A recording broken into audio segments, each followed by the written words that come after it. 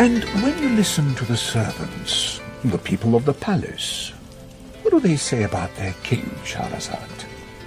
There's no need to be shy, child. Speak. They say that you are cruel, Radiant Majesty. Cruel. Fascinating. Fig. Your Majesty dishonors himself. Consider it a gift in exchange for your candor. Take one, please. Thank you. They are right, of course, about my cruelty. Spot on, in fact. Are they? Are they not? I would say that both you and they are mistaken. Even though you will be dead by daybreak? Yes. So, tell me how it is that a king who has dispatched 1,000 brides cannot be considered cruel. Speak, child. Amaze me with your acumen. I would say that the great King Shahrayar is not cruel, but indifferent. As a cat is indifferent to the bird he has just snatched and killed, toying aimlessly with its carcass in the still of the afternoon, waiting idly for some new distraction. And what distraction could you possibly offer me? A story.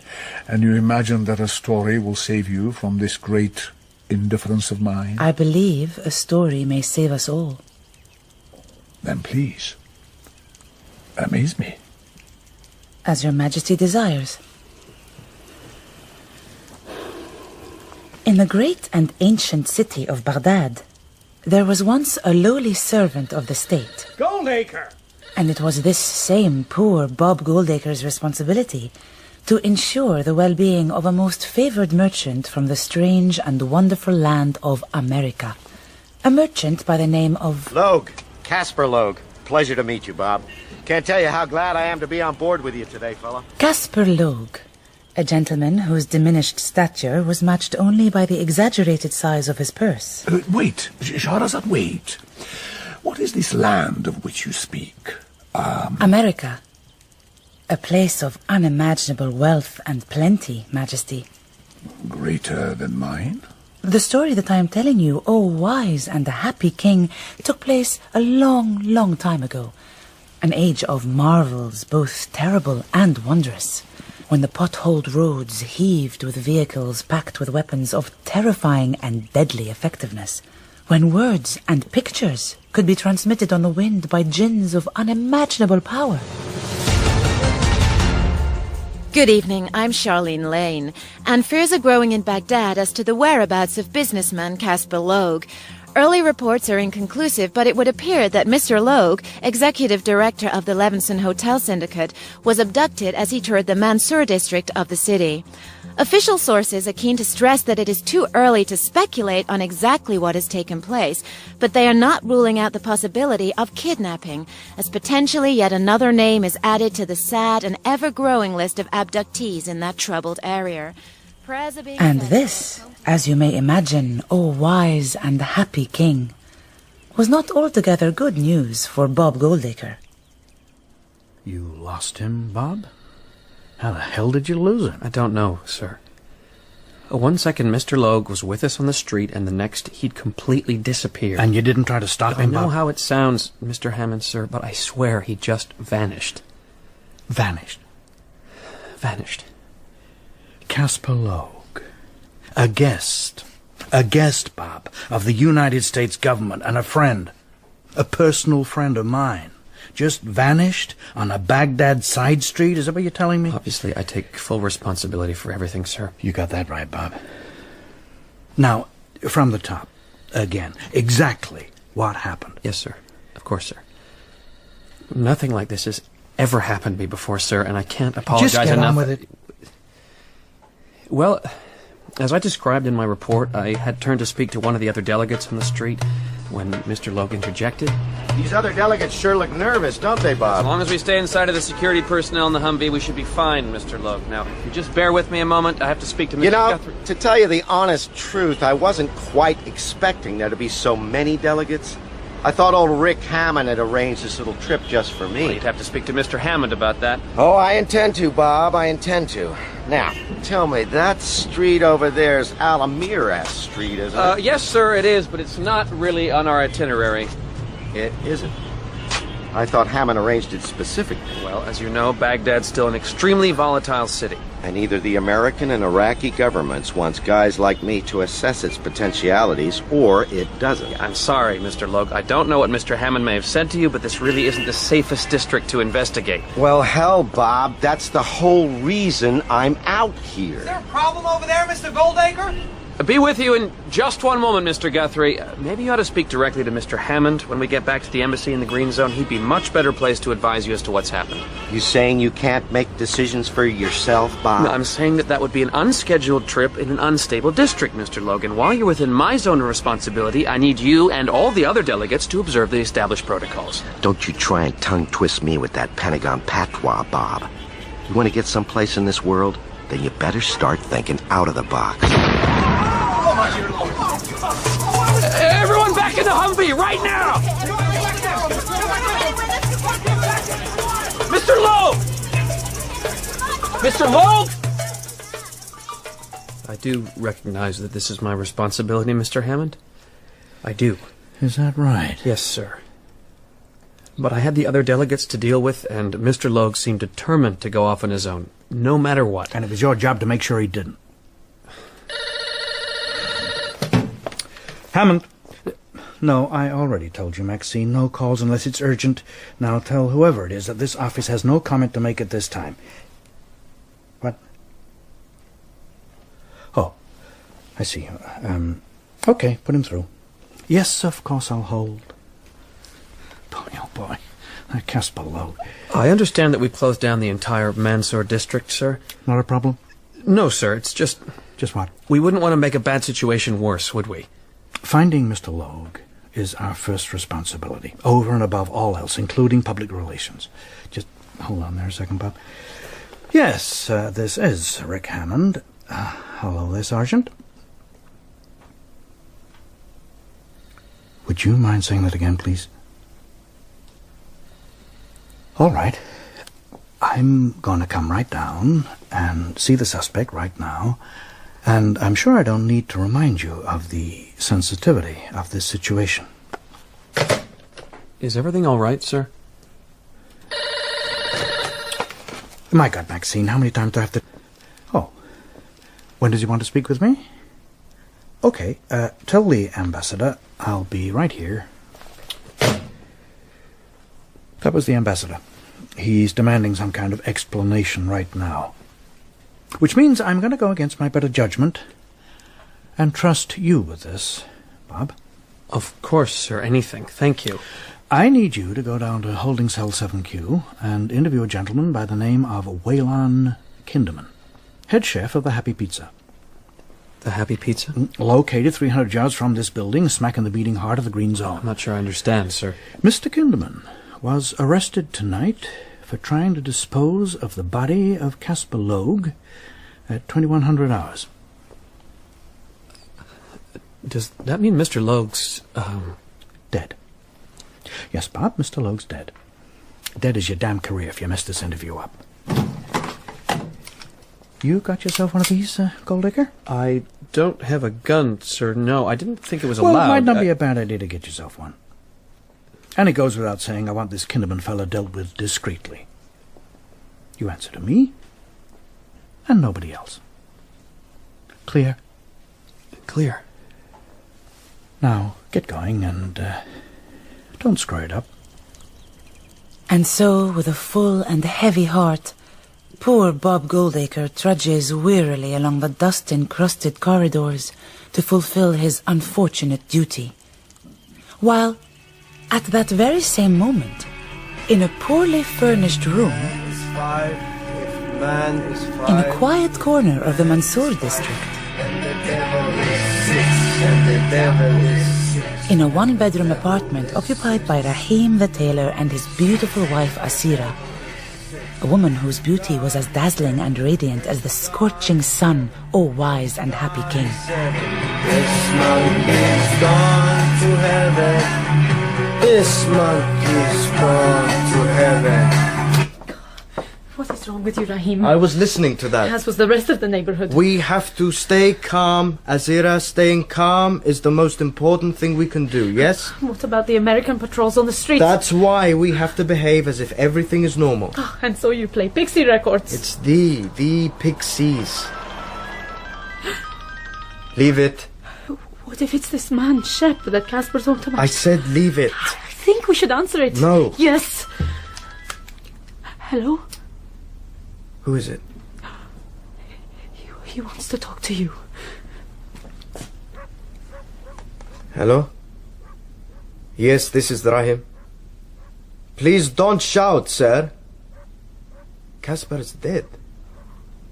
No, I had no idea. He left here hours ago. Yes, hours. No, he didn't take the item. I don't know why. He left the item with us. Okay. I understand. Was it Shep? Yes. And they found Casper's body. so they know he's dead? That's why Shep's coming here. He's coming here? To pick up the statue as soon as he can. And you agreed to that, Rahim? What else was I supposed to do? Listen to me, Aseera. While we have the statue, we're safe. While we have the statue, nobody can do a thing to us. Why did you have to bring Casper here? I knew it would go wrong. I just knew it. Oh, Aseera, don't. You know what they're going to do tonight, don't you? Please. Everything turned upside down. Everybody's screaming. Arrests. Killings. Oh, what have we done, Rahim? What have we done? I'll fetch you a wet cloth. Oh, we're finished. We're finished. Come on, stupid pipes. Oh, kicking it won't do much good. You want to know the reason Casper Logue came to this house? These pipes. These filthy, stinking pipes are the reason. Ah! Quiet, Rahim. Then don't you dare suggest that I don't get the trouble we're in. But you know as well as I do that Casper's death was not our fault. Wasn't it?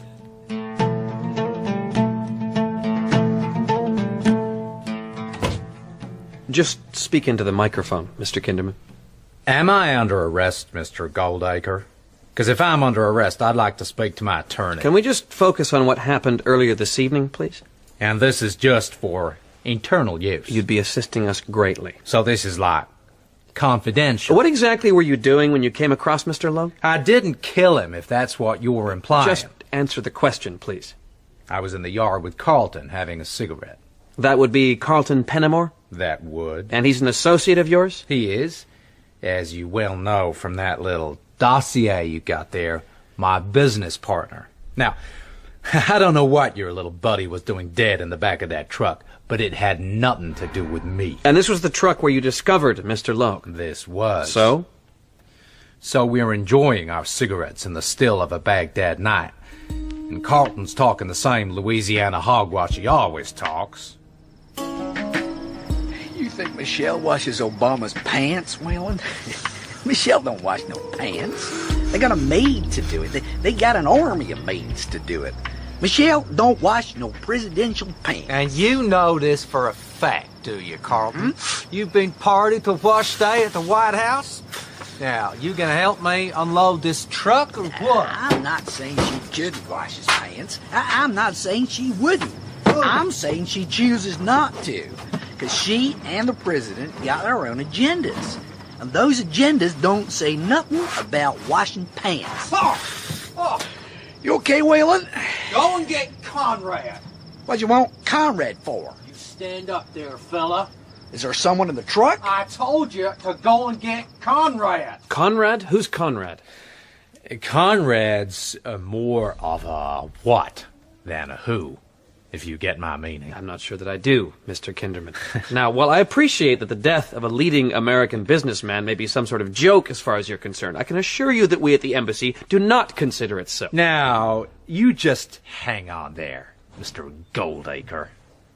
I done 4 tours of duty. 4. Ex-Marine Corps, I'm proud of it. I risked my butt I don't know how many times in defense of my country. And now that I've made the difficult transition to civilian life, I just want to be a valued and profitable part of the reconstruction. Hell, I got 7 Iraqis working in my kitchen, and they are good workers, hard workers. Every one. That's duly noted, Mr. Kindermann. Well, I sincerely hope it is. Yes, I do. Because for your information, I ain't never heard of this Casper Logue before tonight. Which means I don't got no reason to have any kind of Mr. a beef Kindermann, with all him. All right. Thank you. Can we please get back to Conrad? Whatever you say. And by the way, you of Latin extraction? Mexican. And now you say it, I can see it.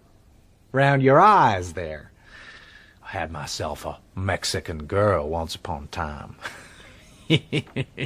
Who or what is Conrad? Why, that's as easy as pie to explain. Conrad's a bat. This is wrong. This is all wrong. You just pipe down out there, Carlton. Now, I ain't gonna ask you again, mister. What's he doing? He ain't doing nothing. Just crouching down there by the eggplants. You think he's okay? Just hold up there, Carlton. I'm bringing this boy out.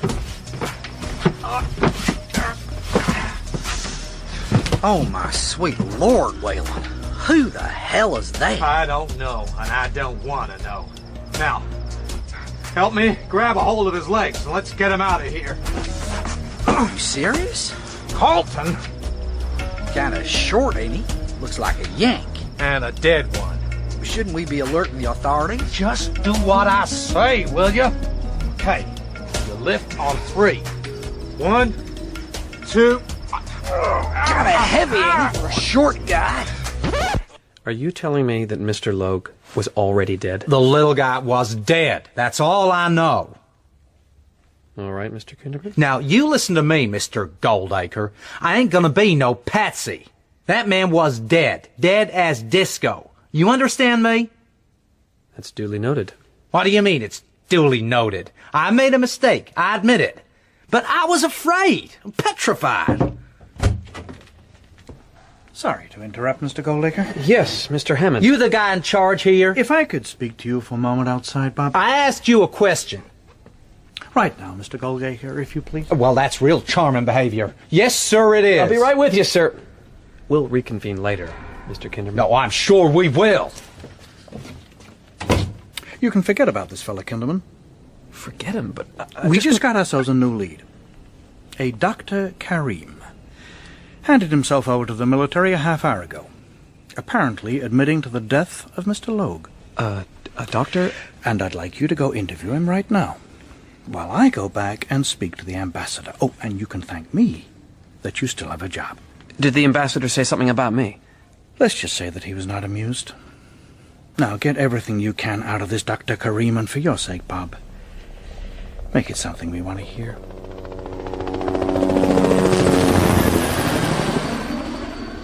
Helicopters now. Look, Rahim. Right above the building. Come away from the window, Aseera. We can't let this carry on. We have to wait until Shep arrives. The innocent people are going to die tonight, and their blood is going to be on our hands, you and me. And all because of you and that evil statue of yours. If the authorities suspect that we had anything to do with Casper Logue's death, then what do you suppose they're going to do to us? And Dr. Karim? Oh, what about him? I can't worry about Dr. Karim. Shep said to stay still and out of sight, and that's exactly what we're going to do. And the statue? What about it? We should hide it. Are you insane? Think, Rahim, think.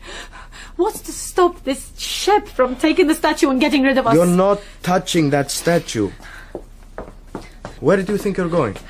To warn Dr. You're Karim. not leaving this house, and neither is that statue. Now go watch TV or something. Out of the way. I mean it. I'm sorry, Rahim. I'll ring you when I found Karim. And I'm taking the statue. Come here, Aseera! Aseera! And with that, O wise and happy king, Aseera slipped silently away into the night, quite unaware of the perils that lay in wait for her. And there the story must end. What? The moon wanes, and soon it will be daybreak.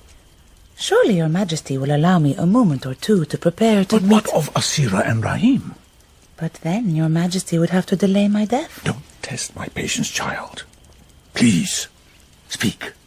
If that is what your majesty pleases. Just get on with it. As your majesty commands.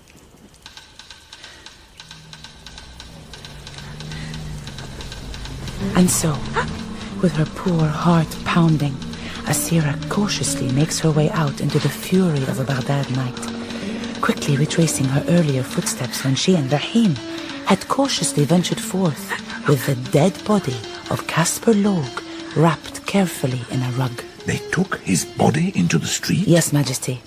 Then they are the murderers, surely. Not exactly, Majesty. Then what? Your Majesty must be patient. This is a most alarming story. And all will become clear. I most sincerely hope so. For your sake, Shahrazad. A story must take its own time to be told. Then why are you wasting it?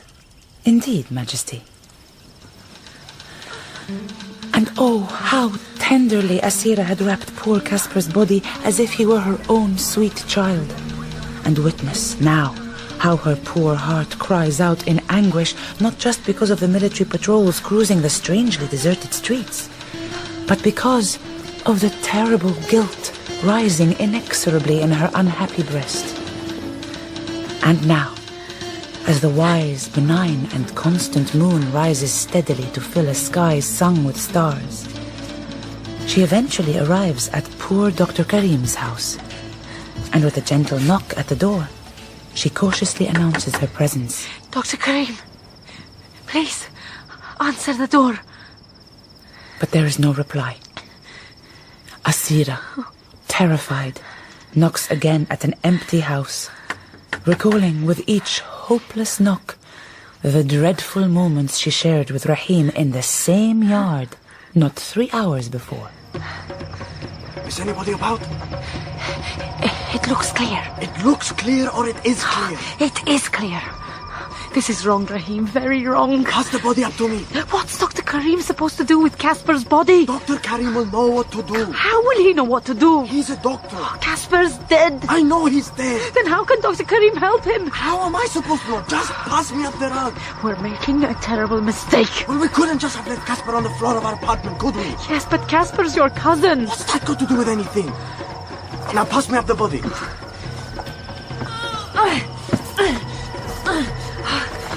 Be quick, Rahim. His legs are falling out of the rug.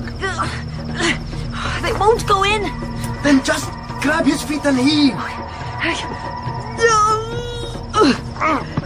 I got it. I can't get it over the wall.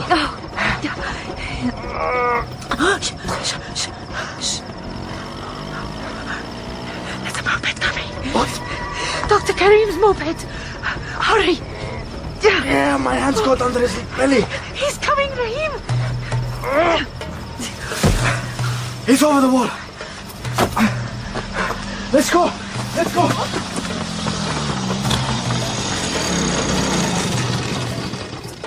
But now, Aseera attempts to banish these memories to as far away a corner of her mind as she can. Dr. Karim, please answer the door. Yet still there is no answer, and as Aseera stands alone in the yard, her mind a hive of anguish as to what may now have happened to poor Dr. Karim, she can bear the guilt of what she and her husband have done no longer. And right there and then, the lovely Aseera makes the most momentous decision of her life. All right, Goldacre. Let me get this absolutely straight. You're telling me that Dr. Karim confessed to running Casper Logue down? While, at that very moment, poor Goldacre answers once again to his most troublesome master. With his moped. So we're looking at a road accident? Not exactly, sir. Not exactly? Surely that has to be the end of the matter. Usually it would be, Mr. Hammond, sir, except that, according to Dr. Karim, the body was already in his yard when he arrived home. In what way was it in his yard? In an already dead way. Are you saying somebody planted it there? I am. And that's not all, sir. Give me strength. Casper Logue's body appears to have been carefully wrapped in a rug. Where's this doctor? I want to speak to this doctor. Karim. Unfortunately, that's going to be difficult, sir. In what way difficult? Difficult as in impossible, sir. Is this going to disappoint me, Bob? Dr. Karim died in custody an hour ago. He what? Right after giving his statement. He just keeled over. It was nothing to do with us. I do assure you, sir, and I know that you're going to want to blame me, but... You okay, Goldacre? Bob, you see, I've never seen anything like it, sir. A man dying, it's not something I was prepared for, and... Dr. Karim's a man of irreproachable character. I checked. He's just completed a double shift at the Al Yarmouk Hospital, and what's more, I sincerely believe he had no idea either as to who Mr. Logue was or what he was doing here in Baghdad. Which means, I guess, that somebody must have singled out Dr. Karim's garden, which is crazy, don't you think? Completely crazy. You need to take a second here, Bob. Collect your thoughts. Who's to say this Dr. Karim was telling us the truth? Why wouldn't he be? The poor man was confused and completely terrified. Well, it looks to me as if you've got yourself a career-saving solution to all your problems. I think we can run with this road accident thing. You're not being serious. This is Baghdad. Bad things happen all the time. But when a man like Dr. Karim's involved... It's tragic, Bob, truly, and I feel for Dr. Karim. I really do. But surely we're not... We're supposed to be protecting these people, not... You really need to get a hold of yourself here, Bob. As far as I'm concerned, this matter is now closed. Now, if you'll excuse me, I've got a very important appointment I must attend to. No, I'm sorry to say this, sir, but I can't help but feel that Mr. Logue was not being entirely honest with us this morning about his plans, what he intended on doing. I hope you're not intending to besmirch Casper Logue's good name, Bob? Of course not, sir. Then what are you suggesting? All I'm saying is that Dr. Karim's only fault seems to have been blind panic. Explain. It was Dr. Karim who placed Mr. Logue's body in the vegetable truck which Wayland Kindermann unloaded. I see. It was just the guilt of that which propelled him to hand himself in to us. Well, I think we can forget about that part. Forget about it? Sometimes it behoves us to act expediently, Bob. Or are you determined to continue to question the judgment of your superior? No, sir. Now, as I say, I've got an appointment. I'll be out of the office for an hour or two, smoothing things over, which means I need you here to field calls. Well, what do I say if it's the ambassador? You remember where your first loyalty lies, and you speak accordingly. Yes, sir. Glad we're back on the same page, Bob. Think you'd better get that. I'll be back just as soon as... Mr. Hammond's office, Bob Goldacre speaking. Slow down there, Maxie. There's a woman who's handed herself into our custody who says she what? But what, you may wonder, O wise and happy king of Rahim? Look at him there in his tiny apartment, hunched over his rickety table, terrified and alone. Aseera? Oh, yes. Hello, ship. Yes, the item's still here. No, I won't go anywhere. Where are you, Aseera? All right. Let's go through this again, Aseera. Where, indeed? O wise and happy king. Oh, how many times I tell you! So, just to be clear, just to be absolutely clear, you're telling me that you and your husband wrapped Casper Logue's body in a rug and you put it in Dr. Karim's yard? Yes. And Dr. Karim was entirely unaware of this? Yes, entirely. Is Dr. Karim all right? Dr. Karim is dead. Dead? In this building. Not 3 hours ago. A good and entirely innocent man. Now, what I want to know, what I need to know, is what Casper Logue was doing in your apartment. The reason. The exact reason. Aseera. There was a statue. Good. What kind of a statue? And now, finally, she tells him everything.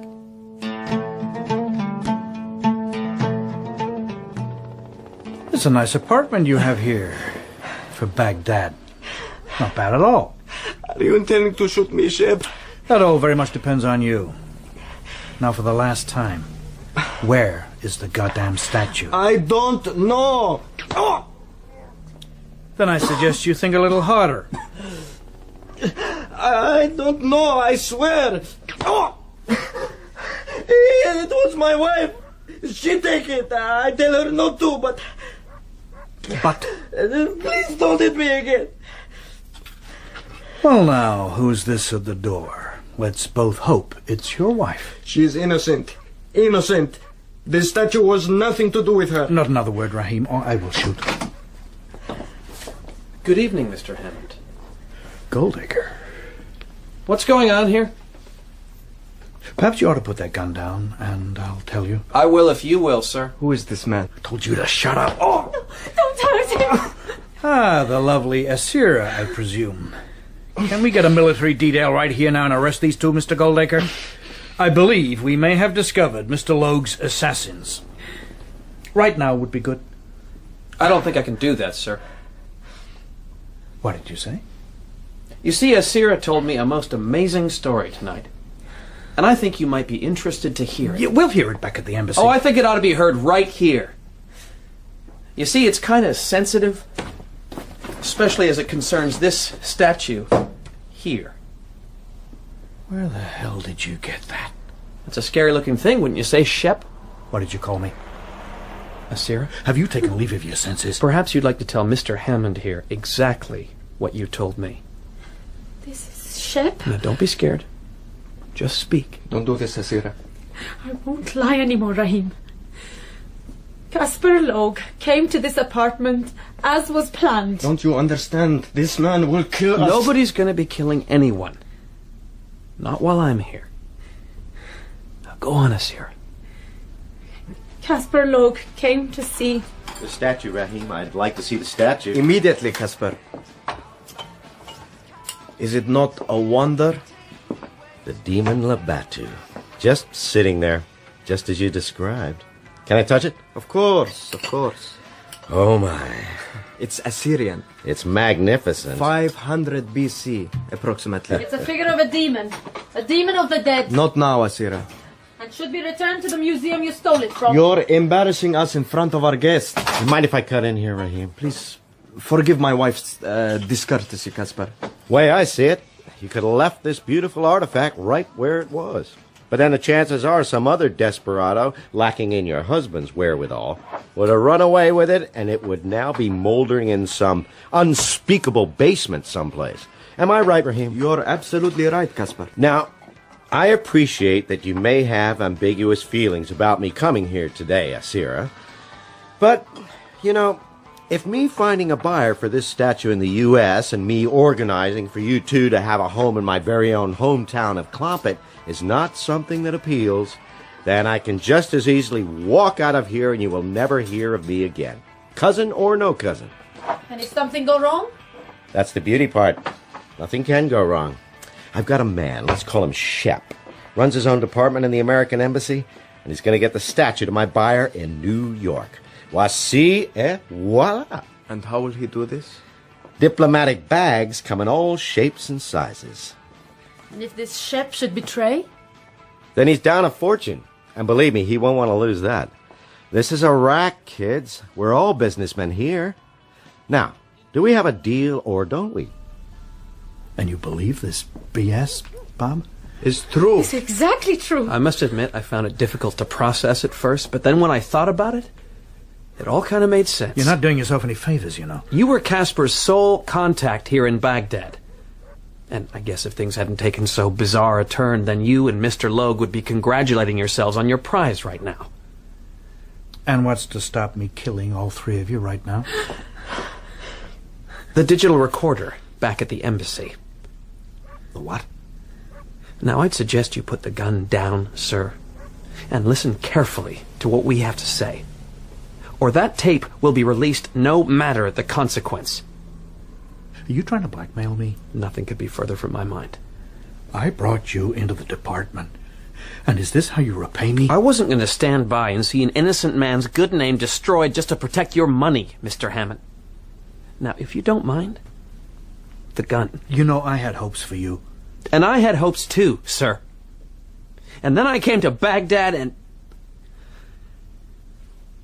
Well, just at this second, it would appear you have me over a barrel. So, would your new friends mind telling me what happened to him, Casper? I'd be really interested to know. Aseera? Yes, Mr. Goldacre. Perhaps you'd care to finish your story. Gone to heaven. This month is gone to heaven. I can't believe you like this song. I make a tape in 92. Well, first thing I'm gonna do when I get you the company is buy you the CD. Yes, I am, cuz. It's too loud! What? It's too loud! Hey! There's chicken, bread, olives. It looks delicious, Aseera. And then you leave. For safety's sake. With the statue. With the statue. Boy, oh boy. This chicken is delicious. Aseera is best cook in Baghdad. She sure is. Why, it's nothing less than a little taste of heaven. So tender. You know, the day I got your letter, Rahim, the day it arrived in my office, I knew that this was the right thing to do. To think that here was you, my Iraqi cousin thrice removed, and his beautiful wife here in this hellhole, suffering? Wow, I wasn't going to do nothing, was I? Wasn't going to stand back and see you denied a taste of farm-fresh freedom. That's very good of you, Casper. Rahim, Aseera, I thought you lost, and now you are found. Oh. I drink to you. I thank you for these beautiful words, Casper. But I wonder, would you have come if it weren't for our demon? Man, but you're a live one, ain't you? Well, Casper, would you? Okay. I'm not going to try and pretend that this lion-headed she-demon of yours didn't sharpen my resolve for hazardous adventure. But I came, didn't I?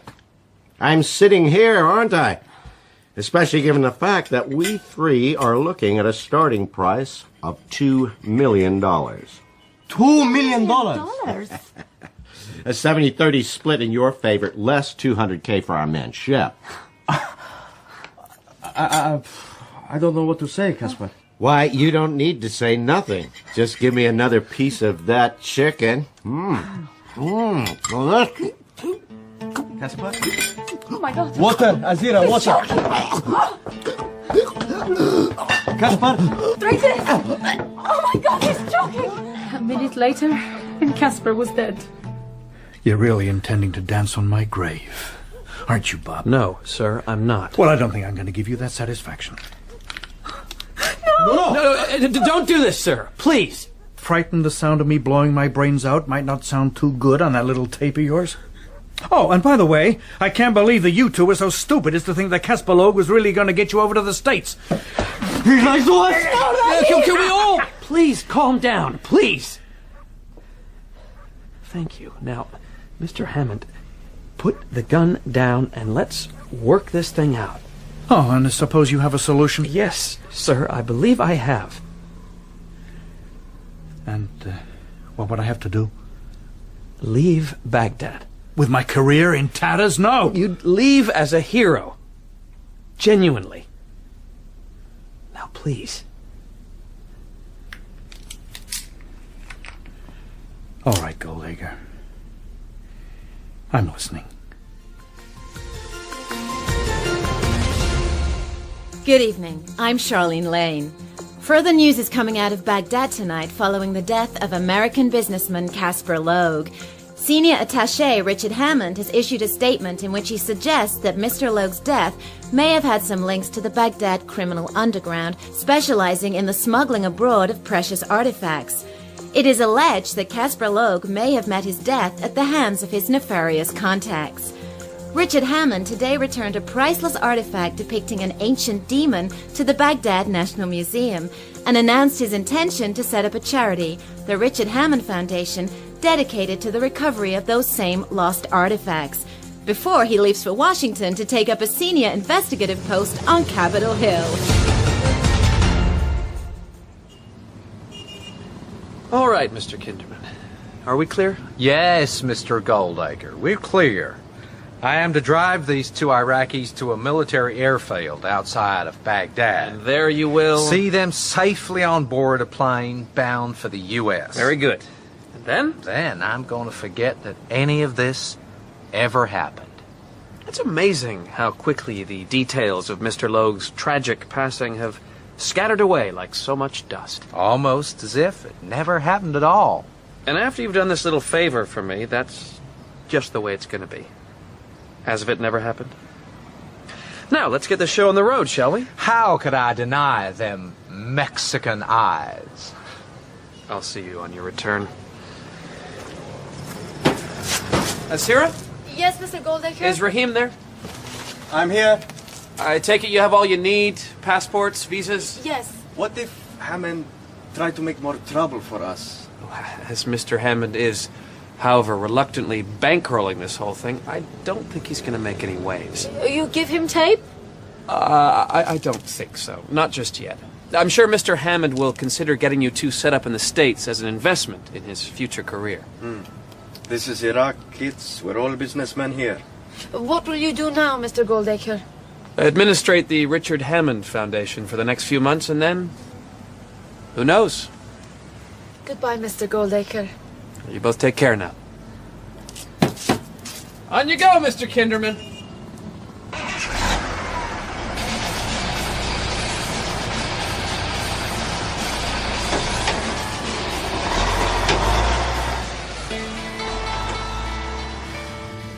And there the story must end. O wise and happy king, in a bowl of desert dust. And the statue? Why, the statue remained safe in the confines of the museum from that day on. And amongst the visitors was a woman who wrote a most learned book about it. But that was not the most interesting thing about her, oh no. For this woman had a cousin who traveled the world in search of stories, and who, one dazzling night in Damascus, met a mysterious woman. Who? Well, that radiant majesty is another story. Which I will hear tomorrow. But I will be dead tomorrow. Don't be ridiculous, Shahrazad. I will hear it here, as the sun sets above these gardens. As your majesty commands.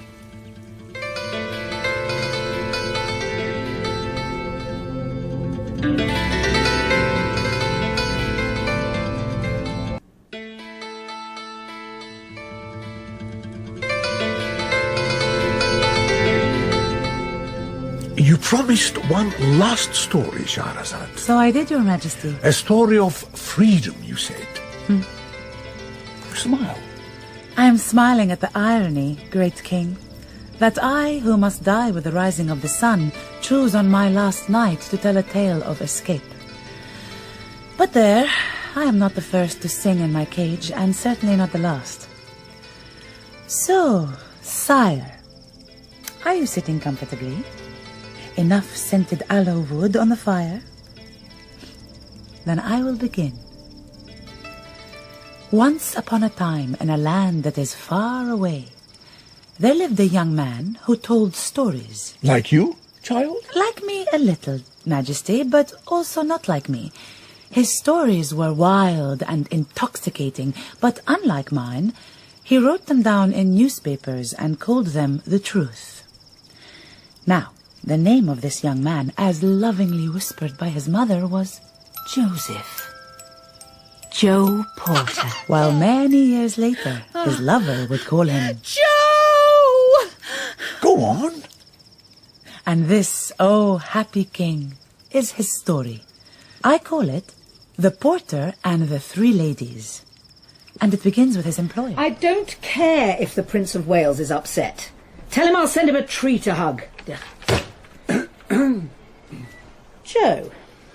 I heard you wanted a word, Margot. I wanted to, sweet. You're fired. She was powerful then, this lady? Oh, very, your majesty.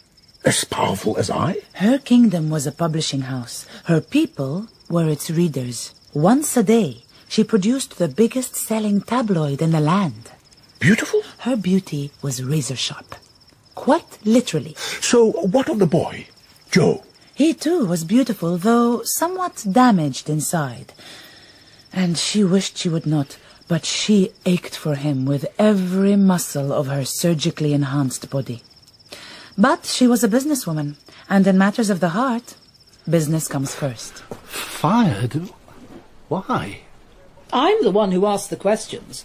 And I'm asking, why hasn't he come up with a story in 6 weeks? Why is he drinking again? Stop! Oh, don't lie to me, you little bastard. She swears, O Majesty, words of such foulness, I am not permitted to repeat them. Joe hangs his head low. My dad's dying. And?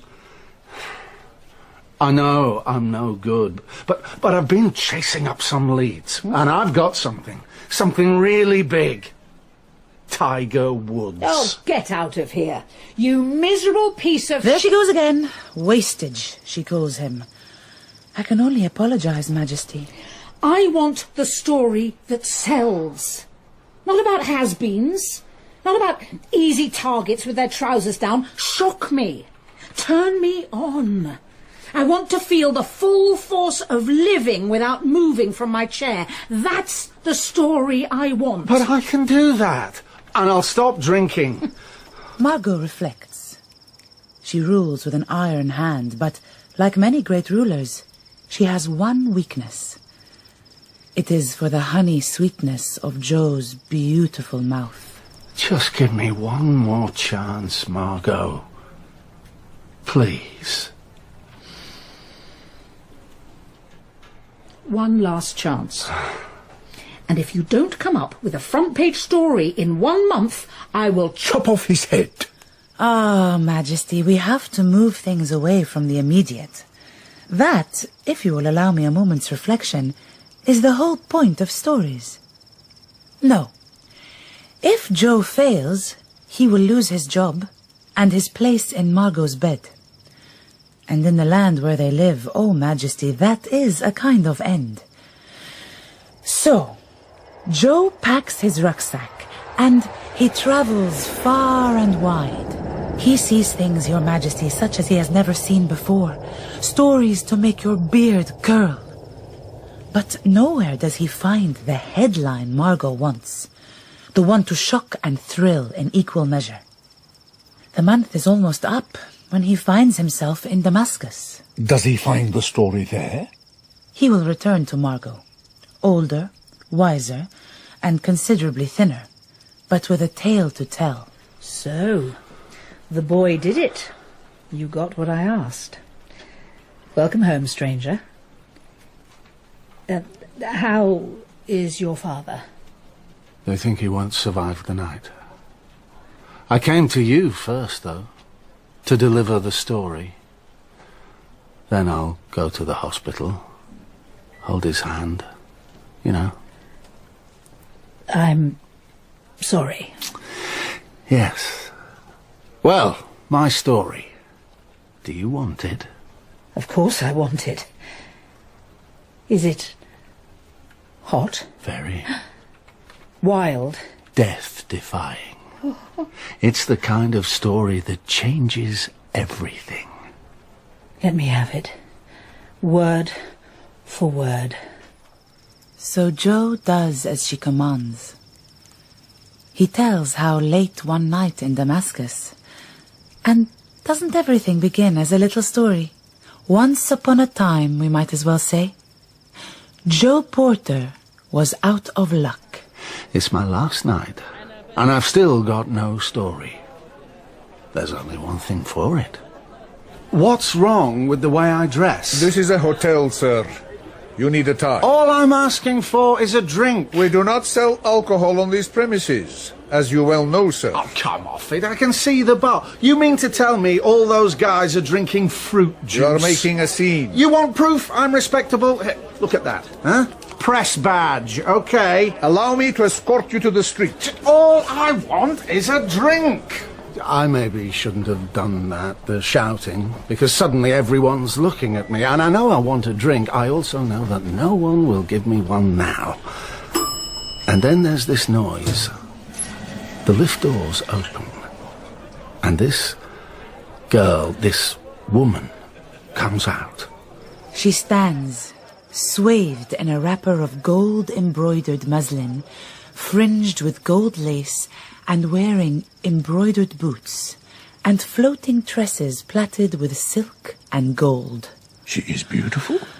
As beautiful as an apricot lightly poached in 1,000 spices. She's wearing this amazing coat. Gucci, Margot. But the buttons aren't quite done up. And underneath she's dressed like a princess. Jewels, gold silk. She catches my eye. The girl. She walks straight over. Bring your bag. That's what she says? It is. But you don't. I'm gobsmacked. There's a white car waiting outside. You know, royal flag, the lot. She nods towards it. Follow me. But this is a setup. Lure a Westerner out of his hotel and then hold him hostage. Especially a good-looking young journalist. I'm desperate, Margot. It's my last night. I need this story. He is also looking for something else, Majesty. Only this part of the story Joe omits to tell. You're looking for a drink?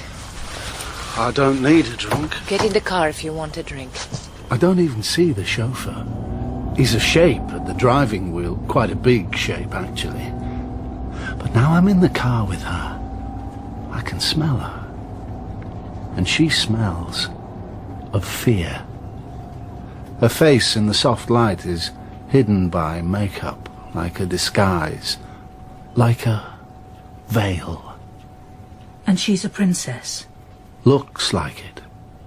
Then what was she doing in the hotel? That's what I'm going to find out. Only I've got to box clever. So, what were you doing in the hotel? What do you like to drink? I thought alcohol was strictly off limits. Do you want this drink or not? My God, it's like Aladdin's cave. You've got everything. Whiskey? Glenfiddich? Well, why not?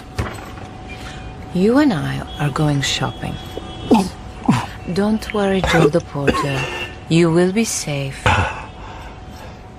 And this is when the penny drops. She thinks I am a porter. On account of the name on my press badge. She thinks that is my job.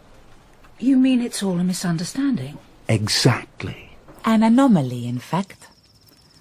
Just like the beginning of so many stories, Majesty. The trick is to start with one out-of-the-ordinary thing and continue like this, threading on unlikelihoods until the listener is giddy. And yet, to tie up the ending in a place of such plausible ordinariness, they wonder they did not know the story right from the start. But Joe is telling Margot the truth? About the girl, yes. For professional reasons, he chooses not to mention the alcohol. And Margot believes him? In her mind, Margot has already written the headline. If Joe has a nose for a story, then Margot has the teeth for a scandal. Arabian princesses who buy on the black market. Yes, she believes Joe because right now it suits her to believe him. So, if I am Joe the porter, may I ask who you are? Drink what you like, but ask no questions. I'm scared. I admit that. But she keeps filling my glass, and that blurs the fear. I hear street sounds, distant sirens. And then we stop. She lowers the window. It looks as if we're in some sort of ghetto. Falling down buildings, boarded up windows. She wraps a scarf round her head. Bring your bag. Is this safe? It is safe if you ask nothing. Come. They creep down a run-down street. This is a dark place, but they must be careful they are not seen. There, She raps at the wooden door, and presently comes out an old man, to whom she gives a gold piece, receiving from him in return wine as clear as olive oil. Every place she stops, there's a transaction with a figure hidden behind a door. She buys a few things, and each of them she passes to me to put in the bag. What things? What does she buy, child? Shami apples, Your Majesty, and Osmani quinces, and cucumbers of Nile, and sultani oranges, and scented myrtle berries. A load more alcohol, cocaine, chocolate, bottles of tablets. Blood-red anemones, violets, and pomegranate bloom. If anyone stops us, we're both in serious trouble. So I say, being the witty sort and a tad nervous, if I'd known you were buying all this, I'd have brought a horse. Or a camel, it being the Middle East. Or indeed a camel, Margot.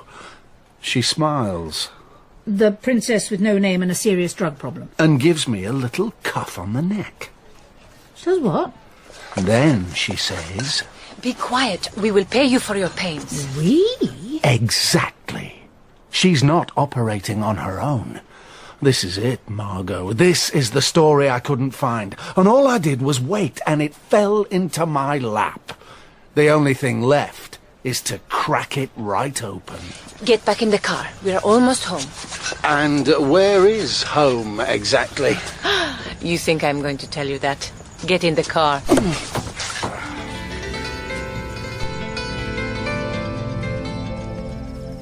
Finally, they come to a mansion fronted by a spacious court, a tall, fine place to which columns give strength and grace.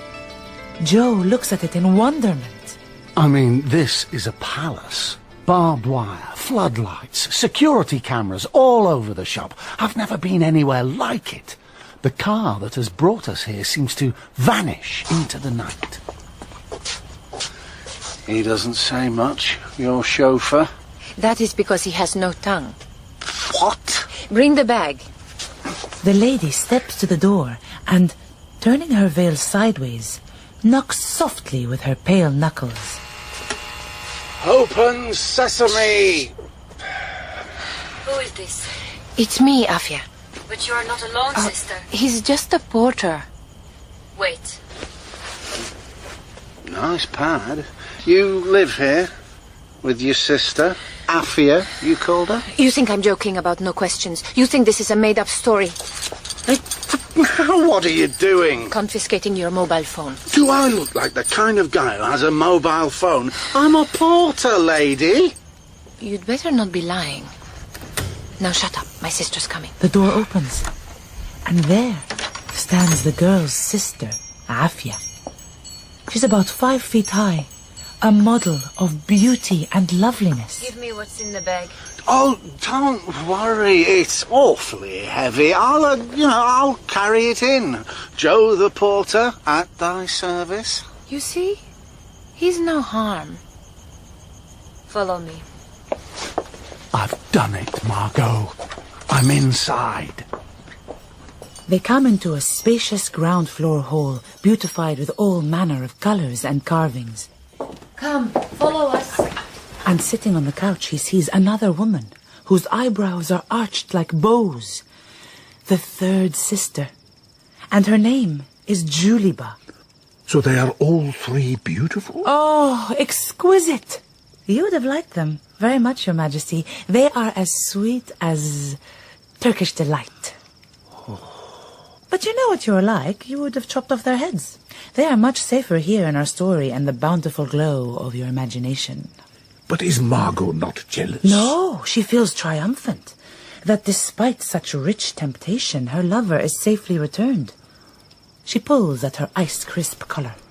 Is it me, or is it very hot in here? So, Joe stands surrounded by all three ladies as they empty the load. He feels, though he will not report this to Margot, as if he has woken up in heaven. When his rucksack is empty, they return it to him with 2 gold pieces. Time to go, porter. What? Well, that's it.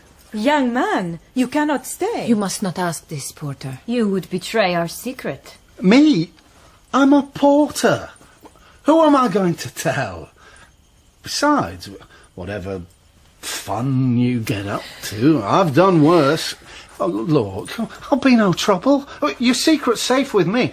Honest, just let me stay. He helped sisters. He carried the bag without complaining. How could he betray us? Besides, he's funny. He makes me laugh. All right, Porter. You may stay. There is only one condition.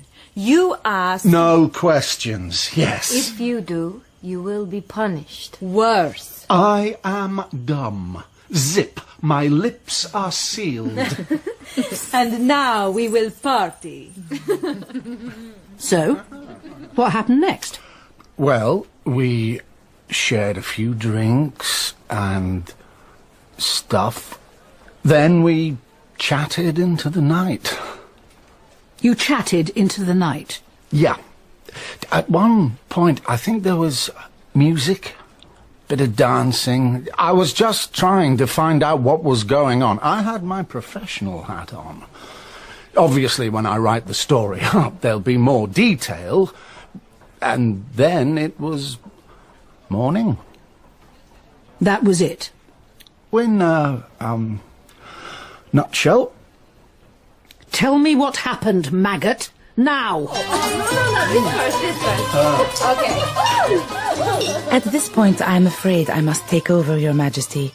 Maybe it is beginning to dawn on you that Joe is not an entirely reliable narrator. But you will tell me, child, what happens. Sadly, O great king, for reasons of propriety, the next few scenes must be omitted. Suffice it to say that Joe is in the very paradise of pleasure. While we are waiting for the next part of the story, I will sing you a little song I once heard about A before E. Not so fast.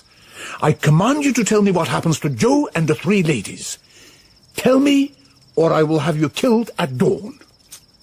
Pardon me, happy kingliness, but I believe you have already promised that.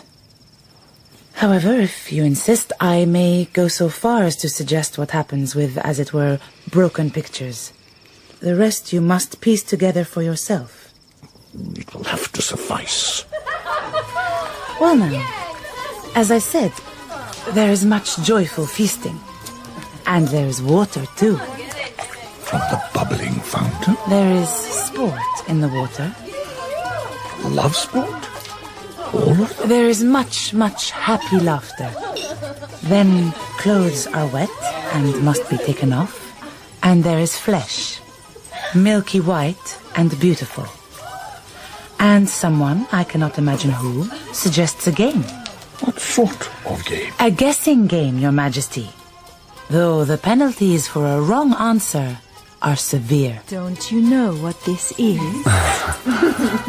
Your well. No. Your pot of honey. Oh, that's not its name. Beat him, sister. Oh, no, don't. Oh! I am shocked, child. But I have not said one shocking word. If you are shocked, Majesty, it is your own imagination that has offended. And what will you do? Behead yourself for lewdness? I hope not. I would weep for the rest of my life. Oh, just get on with it.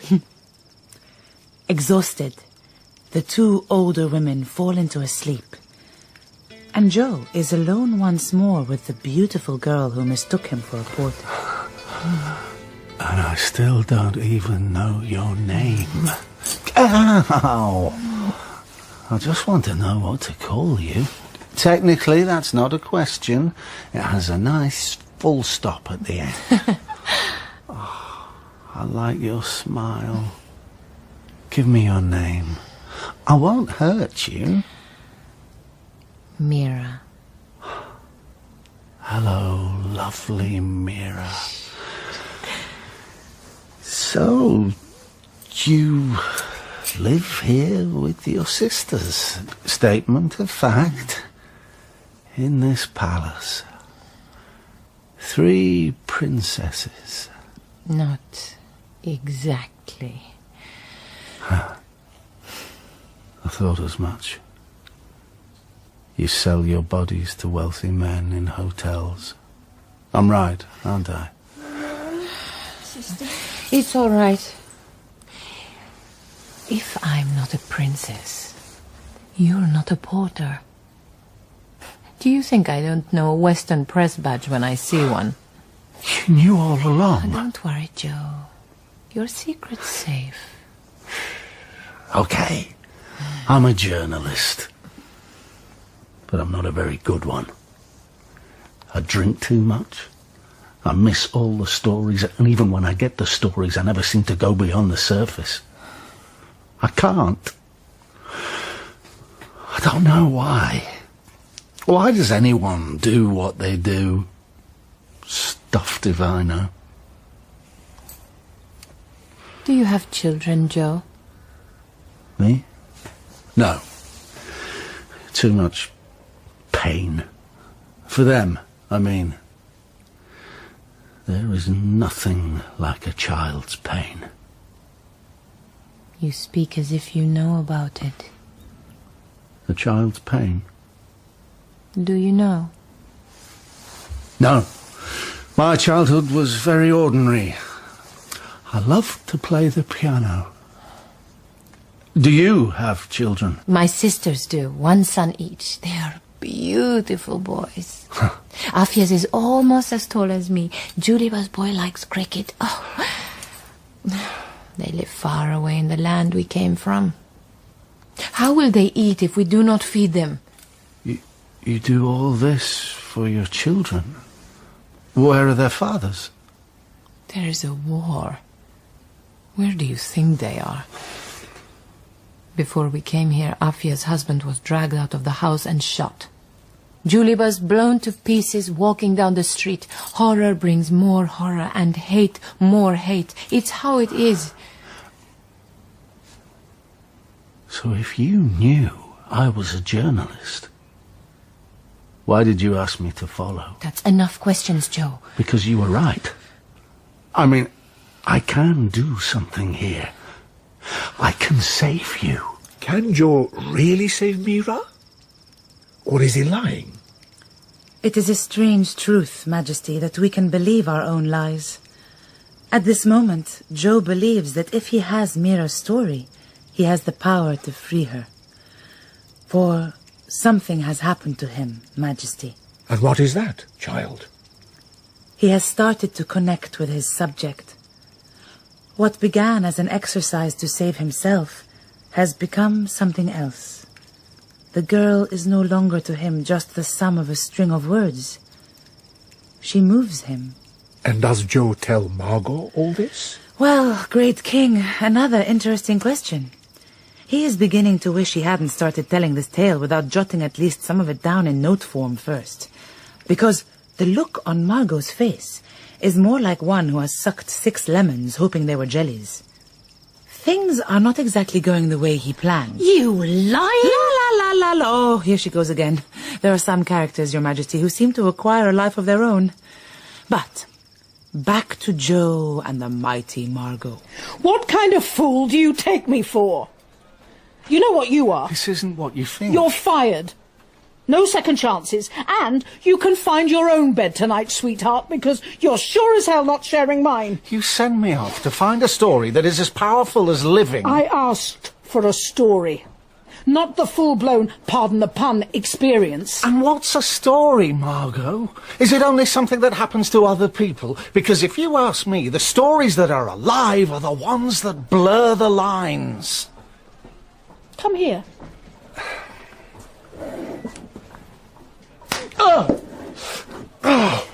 Do you think, after this, you will ever work again?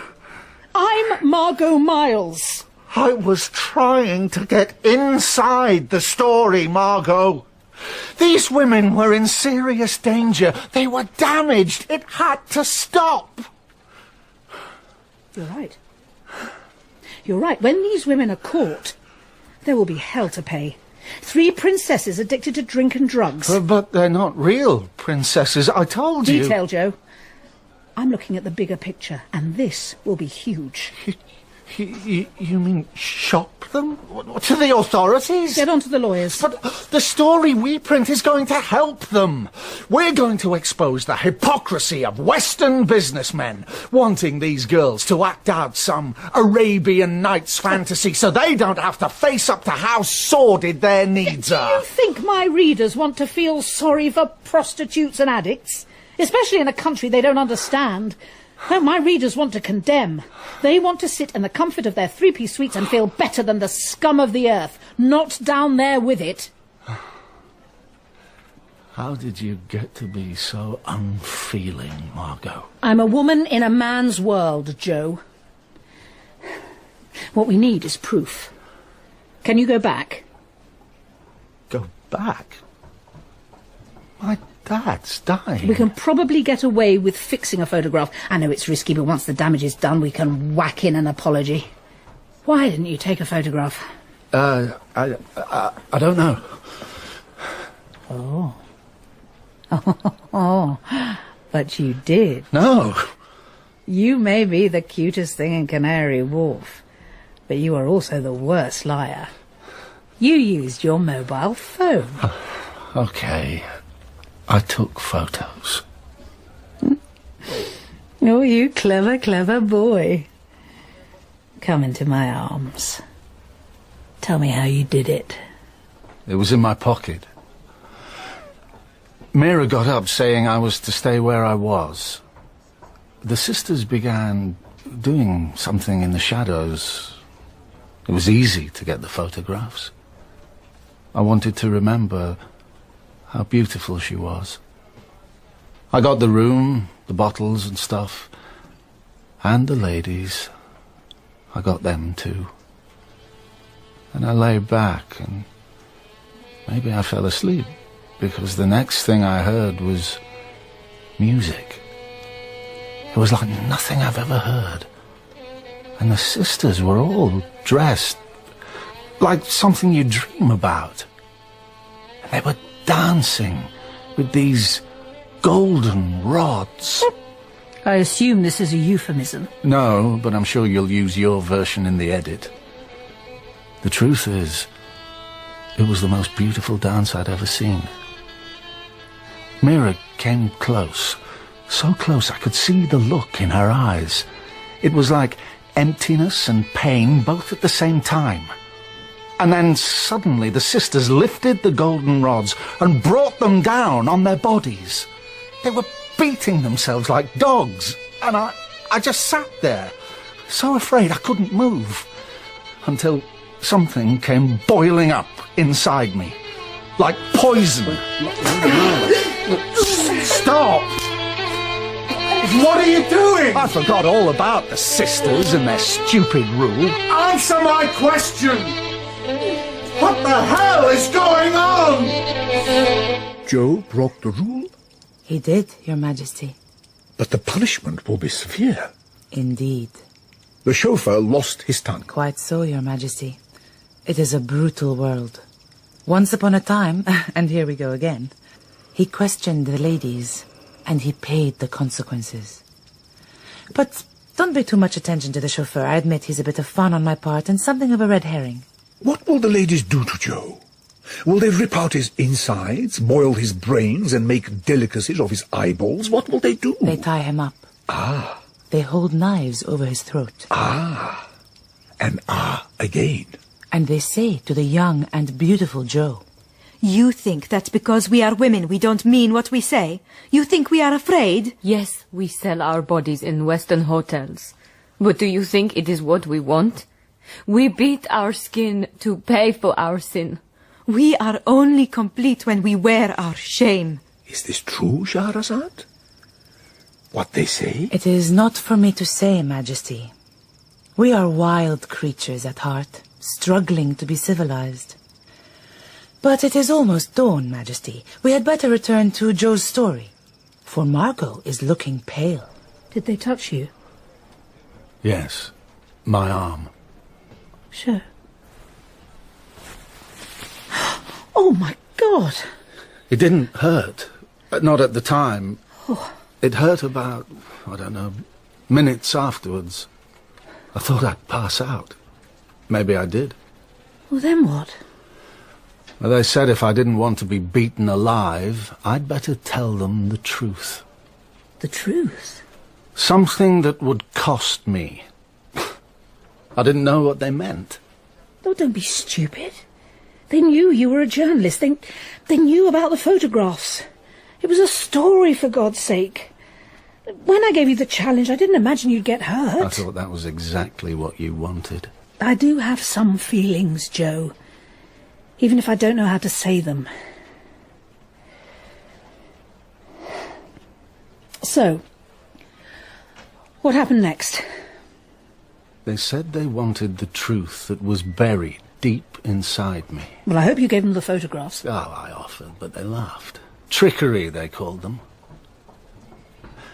Then I touched the gash on my arm, and I began. So Joe, who travelled far and wide to find someone else's story, is forced to look inside himself and tell his own. And this time, it is not his job that is at stake, not even his happiness. It is a matter of life and death. And now, he tells Margot the story he told the ladies. When I was a boy, my mother got this idea I should have piano lessons. She was a quiet woman, especially beside my dad. But she thought that if I was musical, I'd be okay in life. So every week she'd tell Dad we were off to the library, and instead we'd go to a man called Larry. He had gentle hands and a soft voice, the opposite of Dad. But when the lesson was over, Mum would say, "Since we don't have a piano at home, Larry, could I ask if Joe could go over his scales?" They'd leave me on my own and go upstairs. And going home, I always had this feeling as if my mum and I had this secret that wasn't about my dad. They were having an affair. I think they really made one another happy. Anyway, one day she said there was no lesson. Larry was away, she said. Well, I could see straight through that. I heard the front door shut and saw her running away down the street. And it was as if the bottom had fallen out of something. Next thing I knew, I was calling out for Dad. You told him? I said it like a child, but I knew what I was saying. He frog-marched me to Larry's house. I was praying I'd be wrong. But her coat was on the peg, wasn't it? Dad kicked the living daylights out of him. The piano lesson stopped after that. And then he started laying into Mum. Your father? At first he did it behind closed doors. But when he saw he could get away with it, he became less careful, more addicted. And I let him. I told myself he was right. She deserved it. He bought me a piano. And while I played, he beat my mother. She stopped going out. She stopped talking. He beat her like a dog until the day she died. That's terrible. You think the darkness is somewhere else, but it's right inside you. You can blame it on something outside, you can shoo it under the carpet, but it doesn't go away. And now he's dying, and he was evil, but he was my dad. And I'm still wanting to hold his hand.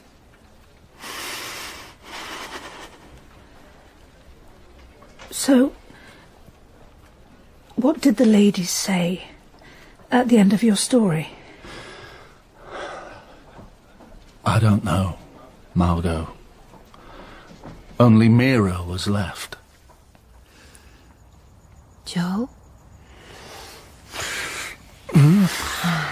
You slept, or something else. Perhaps it was the drink. My sisters have gone. Gone? Where? They said to let you go too. It is almost morning. There is something I wanted to say to you, Joe. You are good. You think you are not, but you are. Mira, come with me. You can't stay here. We need each other. We must all go home now. Right. Better stories, Joe. Use your words like a voice in the wilderness, unafraid and beautiful. Because this is over here. For all of us. And with that, she opens the door and leads him out.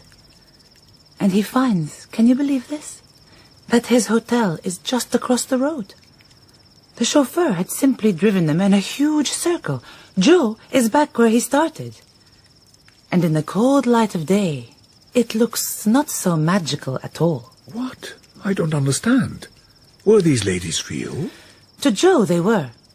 To us, well, this is a story, Majesty. Academics might call them a metaphor. I am not fond of metaphors. They get in the way of action. Oh, allow me a little poetry now and then. The princesses are ladies who dress up for the pleasure of men. But they are his demons, too. And in order to be free, he must face their horror and let them go. Is Margot his demon? Very good, Majesty. I think we're about to find out. So, you still have the photographs? Right here. My God! That's real. It was. What are you doing? It's over, Margot. No, give me that. Give me that. You can't delete... I just have. Oh! You can run the story if you like, but your readers will have to imagine the rest. I can't help thinking it will do them good. What about the job? What about me?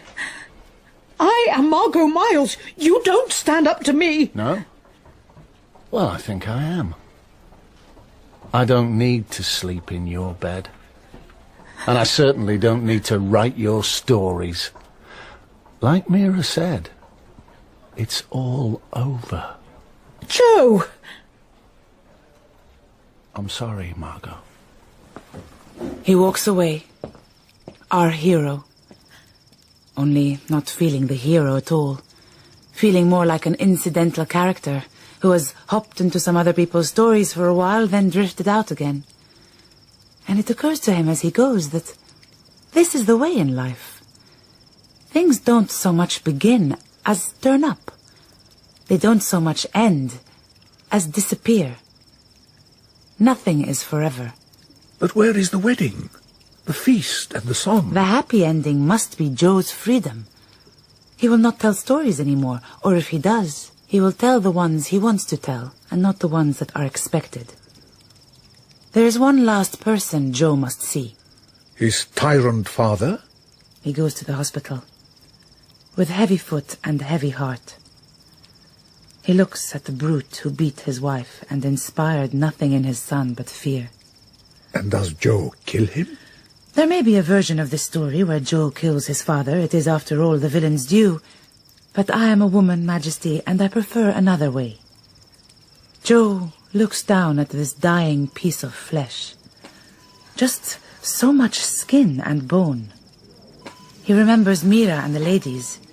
He remembers how horror breeds further horror, and hate further hate. For all you have done,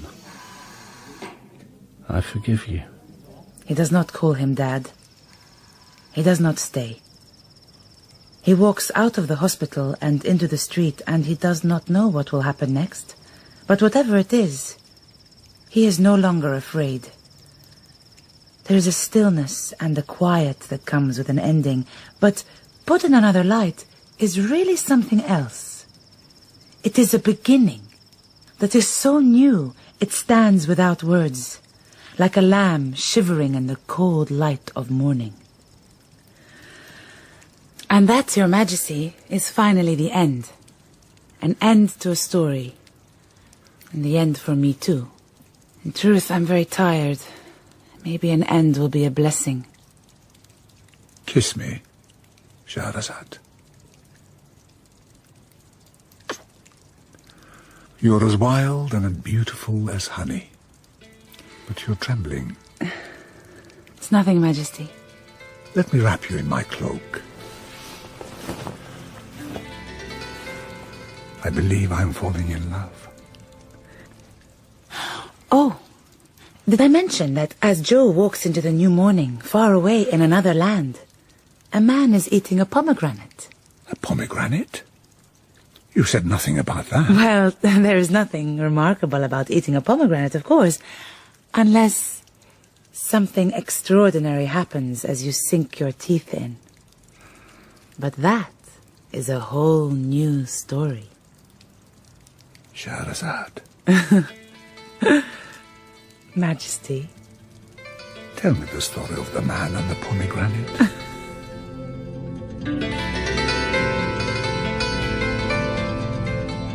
In The Porter and the Three Ladies by Rachel Joyce, Shahrazad was played by Sirine Saba and Shahrayar by Kevork Malikyan. Joe was played by Stephen Tompkinson and Margot by Joanna Munro. Mira was played by Indira Varma, Afia by Jasmine Jones, and Juliba by Melissa Advani. The director was Tracy Neal.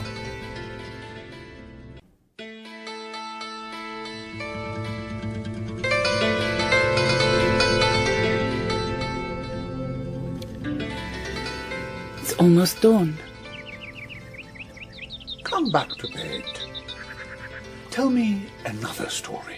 I'm tired. I'm tired of stories. Everyone tells stories. They don't make any difference. They make all the difference. Listen to the birds. A chorus of stories. Every song is a territorial claim or a boast. Who can produce the strongest children? Or like evening in the old city. The cries of souvenir sellers. The drumbeat of the dance club. Calls to prayer.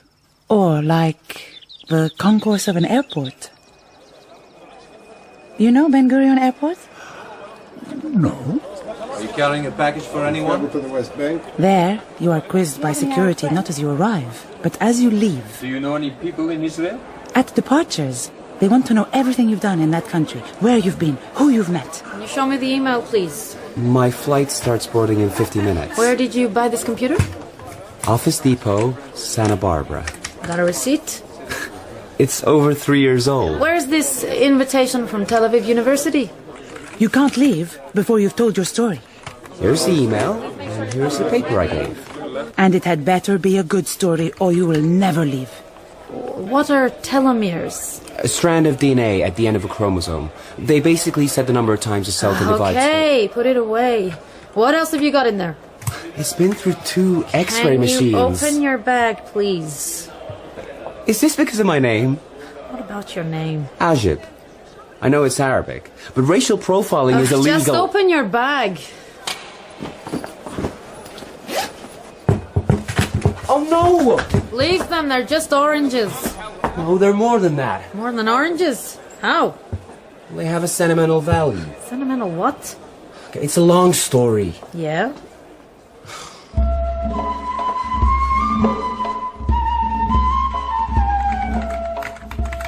Alright, if the fruit has cleared screening, he's allowed to take it on the plane.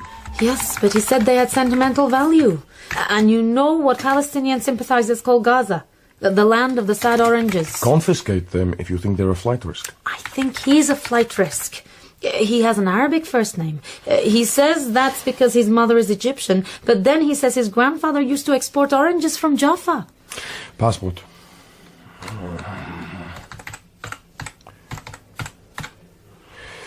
Ajib Allen, father Kaisen Allen, no flags. Sit Allen, maiden name Ayman. See? No Jaffa connection. The story doesn't add up. Which room's he in? 3. 2 things to remember about this job, Orit. First of all, we are representatives of the country. America is still an ally. Pissing off one of their citizens doesn't do our security any good. Secondly, you know who carried out the last attack on Ben Gurion in the 70s? Of course, the Japanese. Exactly. They didn't have Arab names. We don't racially profile anyone. We profile for everything. Look for the intention, not the weapon. Okay, look at the camera. What do you see? He's pacing around the room. He looks nervous, impatient. What does that suggest to you? Guilt? Why would an innocent person be worried? Wrong. An innocent person will always be anxious or angry when detained. He might miss his flight, feels held against his will. 2 times I've actually caught a terror suspect. You know how they behaved? Resigned, prepared, sometimes almost relieved. So you don't think he's a flight risk? Let me lead the questioning. Mr. Allen, I'm Rafi Katz, Chief Security Coordinator. Please take a seat. I'm sorry for the inconvenience, but there are just a few things I'd like to clear up. You know my gate closes in 30 minutes. This won't take long. You were born in Michigan, that's right? Let's cut to the chase. I know what the problem is. I said I had a grandfather here. Yes. Your dad is American, your mother Egyptian. You can see why we're confused. Where does the Jaffa connection come in? This is hard, but I'll try to make it short. Okay. Look, for 32 years, I thought I knew where I came from. My mom was born in Egypt, Christian background, lived in America since the late 70s. My dad was a typical Midwesterner, blonde, Scandinavian-looking, though actually his dad was half Jewish. So like most Americans, I'm mixed up. And Dad died of skin cancer 2 years ago. It was a blow. But then I did something stupid. I thought I'd compare his DNA with mine and my younger brother to see if the cancer was genetic. Go on. Well, when I looked at it, there was no way we were both his sons. One of us had a different biological father. You. It must have been tough. Really blindsided me. I didn't know what to do. The logical thing would be to talk to your mother? Logical, yes. Easy, no. How are you supposed to ask someone if they cheated on your dad and you're the bastard offspring? So your father's father came from Jaffa? Yeah. It was 1978. Mom was at college in the States. She just started dating my dad. She took a trip back to Sinai for a wedding of a Muslim friend. And the peace accords had just been signed. It was a different time. And a magical wedding. The feast was prepared by a family from Jaffa, the El Harounis. One of the sons was the cook. My mom, she loves Middle Eastern food, started talking to him about a dish of pomegranates on the menu. And they talked about recipes and the wild herbs he used. He took her for a walk into the desert to show her where they grew. And they sat under the stars, talked into the night. Well, you get the picture. And the name of this young man? Badr. Badr al-Harouni. They promised to keep in contact, but she was about to leave college. He'd been set up with a job in Kuwait. They lost touch. Why did your mother wait all these years to tell you? She didn't know. She didn't discover she was pregnant for a couple of months. Those were the days before scans. She assumed I was conceived in the U.S. My dad proposed to her, and when I was born, they just thought I was a bit premature. So when you told my colleague that your reason for visiting Israel was to give an academic paper, you weren't telling the truth. Yes, I was. Look, I had the invitation for months. Sounds to me like the real reason you came here was to track down your father. No, it didn't even cross my mind. It was only after I changed planes in London that it even occurred to me.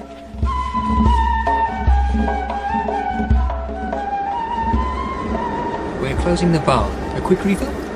No, thanks. Me, though. I'd love some more Prosecco. So, what is it, eh? Are we determined by our genes? Or can we change thanks to environment? Sorry? Your book. All in the code, how it's written in our DNA. I'm Howard, by the way, Howard Jacobs. I'm so old-fashioned I still talk to people on planes. This is my daughter, Julia. Hi. Pleased to meet you. I'm Ajib. Ajib? I doubt you're on Aliyah, then. Aliyah? The ascent, the return to Eretz Israel for diaspora Jews. Is that what you're doing? I just wanted to see where I spent the first few years of my life. Funny, isn't it? As we get older, we get more and more obsessed with our roots. Julia was born in Haifa, but we haven't been back in over 20 years. Where are you from? California. Yes, but where are you from, originally? Michigan. I meant your mother and father. My mom was born in Egypt. And my dad, he's from... I don't know. Does it matter? I feel up in the air about it. And after all, we're not trees, are we? We don't have roots. We've got legs. To being up in the air. The Chaim. Cheers. Cheers. Dad always gets sentimental at 30,000 feet. I think it's the air pressure. Or the second bottle of fizz. So what are you going to Israel for, Ajib? Business or pleasure? Bit of both. I've got to give a paper at a conference. But I have a couple of days to look around. I bet you have lots of adoring students. You live in hope. So, is it really all in our genes, then? And if it is, if we're pre-programmed to be bright or stupid or conservative or radical, where's the role of free will, Ajib? The pilot has now started his descent to Tel Aviv and illuminated the seatbelt sign. Could you all return to your seats? Have the book. Fasten your seatbelt. I finished it. To an upright position. I chatted with him until we got to the baggage area. I travel light, only hand luggage. I went my own way, but something about that conversation made me think of looking up my dad. So you went straight to the university from the airport? Yep. Gave my paper, cell apoptosis and the telomere strings. There weren't that many students. I had a meal with some of the faculty after, but it was quiet, and I was shattered after my flight. Got back to my hotel by 10 p.m., slept for 12 hours, and then spent the next day just sitting on the beach. All day on the beach? You didn't talk to anyone? Well, I ordered ice cream, beer, but no. I was happy to sit in the sun and just watch people. People? Well, in the cause of genetic research. How's that? Well, it's interesting. Most Jewish friends in the U.S. just look, well, American. But Israelis, I mean, what a fantastic mix. Tall but curvy, dark and Sephardic, sometimes Russian and blonde. I mean, whoever thinks Jewishness is an ethnicity should come here. So what does your partner make of your genetic studies? Partner? You're married? Got a girlfriend? Not right now. I was in a long-term relationship. Kinda. 3 years. But when this thing blew up about my origin... Are you sure I'm not gonna miss my flight? It usually runs late. So, how did you track down the Al-Haruni family? Oh, that bit was easy. Just went to the land registry. My grandfather, Jibril Al-Haruni, owned a warehouse in the Ajami district of Jaffa. He last paid his property taxes in 1983. Oh. And that night, I went there. Jaffa was nothing like I expected. The old Arab town, so chic and gentrified. You know, fashion shops, artist studios, galleries, restaurants. I found where my grandfather's warehouse was, or where it used to be. It had been turned into a nightclub called Lambada. So I just sat in a cafe next door and watched the world go by. Can I get you anything else? You don't serve beer here? Not today. Another hibiscus tea, then. By the way, the Lambada nightclub, how long has that been open?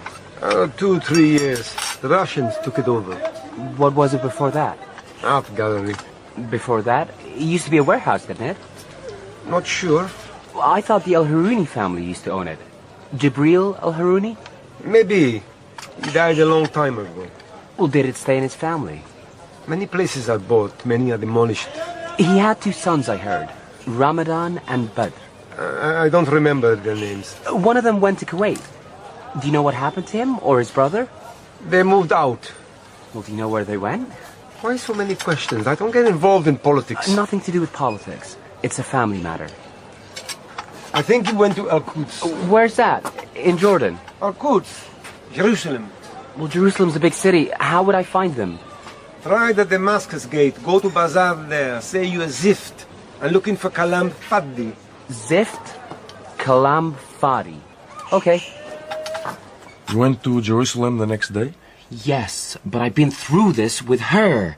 Look, my gate might have closed by now. I've got a connecting flight in London. Give us a moment. We'll see what the status is. All right?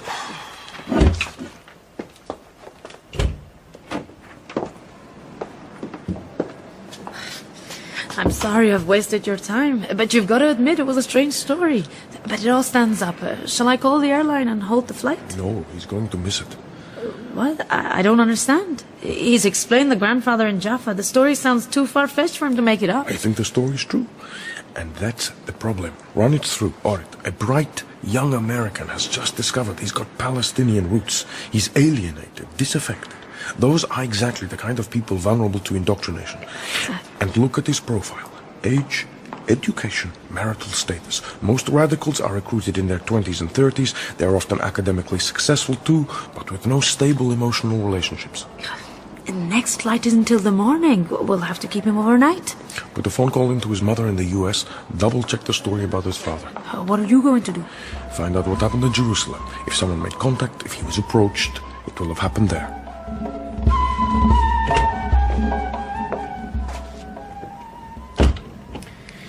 I bought coffee, some hummus and falafel. Why? I thought this was over. Did they delay my flight? No, you've missed it. Sugar? Now, hold on. Look, you've taken my cell phone and laptop. You've held me without charge so long I've missed my flight. I demand to speak to the American consulate or a lawyer. Calm down, Ajib. You're booked on the morning flight and will be upgraded to first. But I've got a duty to protect all the passengers leaving this airport. You can't seriously think I'm some kind of threat. I didn't say that. Then why are you keeping me here? Treating me like some potential suicide bomber? Because some of the people you met might be a threat. I need to hear the whole story. Crying out loud. Go on, eat. Then you'll feel better. I wish I'd never come here. This whole trip has turned into a nightmare. So, what happened in Jerusalem? So? My mouth is so dry with all this talking. I'll get you something to drink. Tamarind juice? Sherbet? Just some water. So what happened in Jerusalem? What's that city really like? Like a chorus of birds, all telling their stories. It was crazy. A bewildering city. Compared to Tel Aviv. Like walking back in time. I arrived at the Damascus Gate in the old city. Wandered down the Via della Rosa. Catholic nuns crying and singing. Protestant evangelicals with wild visionary eyes. Then military foot patrols. Teenagers with rifles and radios. He went to the Western Wall, the last surviving part of Solomon's temple. Above it, he could see the gold dome of the Al-Aqsa Mosque, where Muhammad ascended to heaven. He tried to get closer, but his path was blocked by a cordon of police. We were holding back some protesters. They seemed to be American-born, Jewish nationalists. They wanted to pray at the mosque and were calling the police collaborators. They started taking their numbers and names. I want your name and number. And yours. And yours. I was just standing back, observing, and suddenly they spotted me. And yours, too. Me? Why? You don't fool me. You're an undercover cop. You got hold of the wrong end of the stick. I'm an American. Goy! The atmosphere was tense, so I beat a retreat to the safety of the bazaar. Kosher Passover lipstick. Roses and rosaries. But there they were again, those Americans, even in the Arab quarter. They'd bought up a house and covered it with flags, playing loud music at their Arab neighbors. Where are you from, America? I have poster of Obama. I'm looking for two brothers. You like Russian vodka? I have nice t-shirt, eh? Uzi does it, eh? What do you want? Kalam Fadi. You know Kalam Fari? Who are you? Why are you asking this? I'm Zift. You are Zift? Yes, I'm Zift. I am on. هذا الرجل عنده كلام فاضي. وبيقول إنه مش الزفت. I'm looking for Badr or Ramadan from the Al Haruni family. Kalam Fari? Kalam Fari. Don't listen to him. He's an undercover spy. No, I'm not. Kalam. Look, I'm an American researcher. Kalam Fari.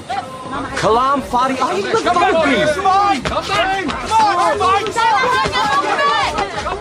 And the stranger in a strange land.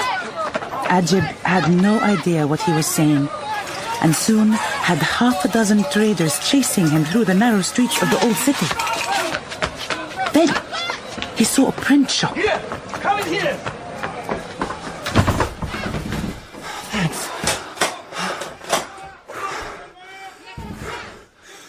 What did you say? Why do they think you're a police spy? It's a misunderstanding. I'm just a tourist. Well, they're not going to go away. Take your wallet out. What? That's something they'll understand. Pretend you're going to buy one of my prints of Old Jerusalem. Okay, which one? David Roberts, an original, worth $2,000, but I will give it to you for $1,000. Come out the back, and I'll wrap it up. I still don't know why they're so angry. Here, there's an alleyway out the back. I'm just looking for two brothers who used to live here, the Al Harunis. Where are we going? Somewhere quieter. Come on! Vartan spoke English, Arabic, Hebrew and Farsi. But he was an Armenian by origin. Compared to the rest of the city, the Armenian quarter was a sanctuary, a little oasis of calm. People get crazy here. It is called the Jerusalem Syndrome. Go to the hospital. The psychiatric wards are full of foreigners who have visions or heard voices. But this city has seen so many fanatics. You know how many times it was conquered or destroyed? 36 times. Canaanites, Israelites, Egyptians, Romans, Saracens, Crusaders, they've all slaughtered each other. 11 times this city has converted from one religion to another. There's only one community which hasn't slaughtered all the others. The Armenians. How come they didn't kill anyone? Too busy selling weapons to the other sides. Ah, isn't this better? Why were all those men so angry with me? You should learn some Arabic. Kalam Fadi means empty words. You kept on saying you had empty words. And Zift? It means tar, but it is another word for useless. I think someone set me up. But it is not only your bad Arabic that caused all the trouble. You kept asking about the Al Haruni brothers. Badr and Ramadan. You've heard of them? Anyone who's been at the Damascus gate for more than a few years has heard of them. They were run out of town. Why? Why do you want to know? I think one of them might be my father. Come to my house. I'll make you some of our special coffee. And my wife cooks some very fine Armenian bread. Look, I haven't got much time, Vartan. I fly out late tonight. Why did my father and his brother leave town? It was just a rumor. But as rumors go, it was a very dangerous one. Go on. No one was ever sure which brother it was. But the story was that one of them spied for the Israeli Secret Service. Shimbet. Was it true? Who knows? The Al Haruni brothers had a very successful trade in fruit and vegetables. They made a lot of money, especially with the Christian women. They were both very handsome. It could have easily been a business rival who started this rumor. When did this happen? About 10 years ago, around the Al-Aqsa Intifada. It was a very tough time. Do you know where they went? Hebron, I heard. Though why go to that minefield, I don't know. How do I get there? It's only 40 miles south, but in the occupied territories. So many army checkpoints. It would be easier to travel to the moon. I could delay my flight. You could be wasting your time. All I have is a rumor. Here is my house. I also have some other prints. And some lovely Arab miniatures, if you want to see them. Hold on. Julia? Ajib, is that you? Thought you were staying in Tel Aviv. We called round your hotel last night. Well, you should have left a message. We're on a tour, looking at the Church of St. James. What a great coincidence. It's a small world. Unless you have to clean it. Well, what are you doing here? Just looking up some relatives. Relatives, huh? What did I say about roots? Is this... No. This is Vartan. He's helping me trace my uncle. Apparently, he used to live in Jerusalem, but now he's moved to Hebron. Hebron? You're kidding. We're going there this afternoon. My cousins live there now. Vartan says the road is full of checkpoints. We're part of an organized tour. They'll wave us through. Why don't you come with us? There could be a spare place on the bus. When can you leave? In about 30 minutes. Vartan, I'd better go with my friends. Thanks for rescuing me from that situation. Hey, but what about coffee at my house? And that print of old Jerusalem? It was a good ruse. I owe you. But I can't afford $1,000. Say 500. You can always sell it on eBay for double. I'm really sorry, Vartan. 250. Art, can you get in here? Now! Art! I don't understand. What's the problem? He visited the West Bank. It's not on his file. I checked the database twice. Have you got more than one passport, Ajib? Sorry? You heard what I said. Stop playing the innocent. How did you get into the West Bank? Well, I used my Egyptian passport. Give it here. Well, I was told it might be easier. I'll check out the number. The mother confirmed the story, by the way. You spoke to my mother? What about? We are asking the questions here, not you. I don't understand. What have I done? Don't be so naive. You visited Hebron, perhaps the biggest flashpoint in the whole occupied territories. You've heard of Baruch Goldstein? No. You ought to pay attention when you're walking into a minefield. How long were you in Hebron? Only a couple of hours. How did you get there? Who did you talk to? What did you see? They left the old city. Temple Mount, the rock where Abraham bound Isaac when God commanded to kill him, past Mount Zion, the monastery of Mar Elias. They approached a refugee camp. The driver put a Palestinian headscarf on the dashboard to stop stone throwers. But then he used perfect Hebrew on all the army checkpoints to Hebron. Okay, Ajib, I just spoke to my nephew in Hebron. He says it's probably better that you don't come to his house. Because I have an Arab name? He has no problem, but his neighbors might. So bigotry is bad, but caving into other people's bigotry is cool. I'm sorry. Julia, do you mind staying with Ajib? How could you abandon me with this terrorist? And so our hero, Ajib, found himself inside the cave of the Patriarch, the legendary burial place of Abraham, the father of three great religions, Judaism, Christianity, Islam. It's somewhere I've always wanted to go.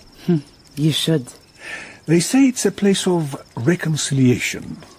The place where Ishmael and Isaac settle their differences to bury their father.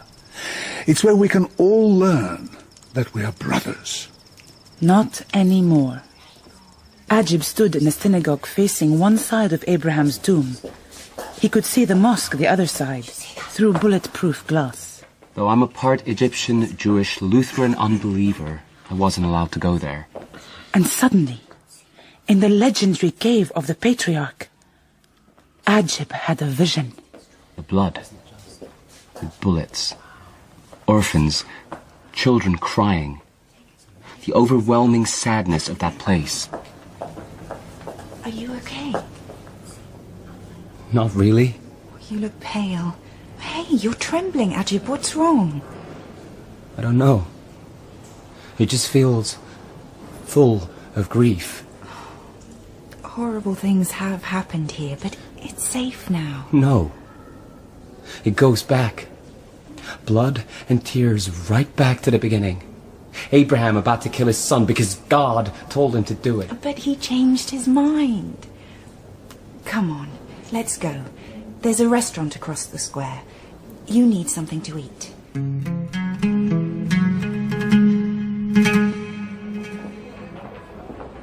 How are you feeling now? Blood sugar back up? It wasn't just that. All those guns. I thought America could be bad, but you never see someone walking down the street with a child on one shoulder and an assault rifle on the other. If the settlers didn't have theirs, God knows what the Palestinians would do. So that's the solution? Fight fire with fire? I don't want to make you feel paranoid, but that guy at the bar keeps staring at you. Which guy? The fat guy with the newspaper. Don't look now. Oh, let him stare. Bus leaves in an hour. Just be glad to get out of this town. But what about finding your uncle? Oh, come on. How am I going to be able to move around town? I'm labelled. Oh, he's definitely staring at you again. Oh, I've had enough of this. All I wanted was a quiet drink. Ajib, what are you doing? I think he's got a gun. Can I help you? Oh, you're American. What's it to you? Maybe I made a mistake. You made a big mistake. Why do you keep on staring at me and my friend? She is beautiful. You are a very lucky man. If you don't leave us alone, I'll call the police. I can save you the trouble. I am an inspector of police. How can I help you? Why can't I just have a quiet drink? What's wrong with you people? Do you have to work out whether every stranger is on your side?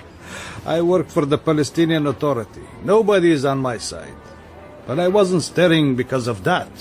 You remind me of someone. Ajib, let's go. Your name is Ajib? Then maybe it isn't just a coincidence. Maybe what isn't just a coincidence? You look like someone I knew. Julia? Oh, Dad's here now. We've got to catch a bus. His surname wasn't Al-Haruni, was it? Julia? Of course. A relative. That would explain. Which of the brothers did you know? Badr or Ramadan? Both? But Ramadan left. His brother who went to prison. I tried to help. Prison? What's going on here? Is everything okay? Oh, everything is hunky-dory. I'm Tawfiq, by the way. Tawfiq Abu Tor. I work for preventive security. Look, everything isn't fine. Why did Badr go to prison? I can't say. Unless I know how you're related. I'm his son. What? Then I'm sorry. This will be a sad story for you. He was sentenced to 10 years in 2000. What for? Spying for the Israelis? Being a paid informant of Shin Bet? But I thought that was just a rumor spread by his business rivals. He was lucky. Many get more than 10 years or murdered in jail. I tried to help his lawyer get the Israeli authorities to deny it. But they never replied. And silence was taken as yes. But that's 10 years ago. He should be out of prison now. And this is why it will be a sad story for you. He died in prison 2006 of a heart attack. Oh. I am sorry.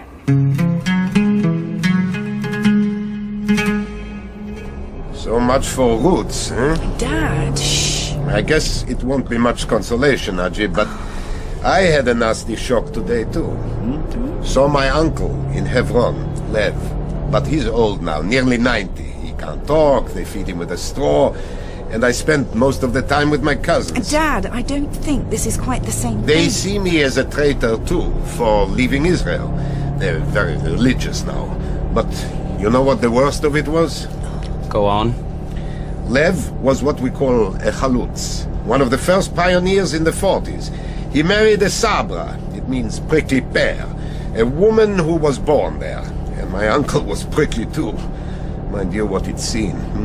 Most of his family killed by the Nazis, except my dad. But he always respected the Arabs.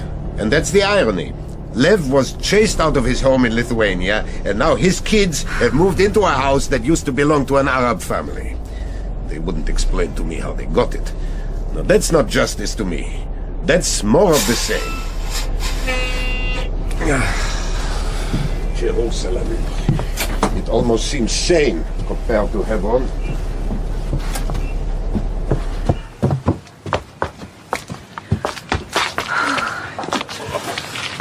What are you going to do?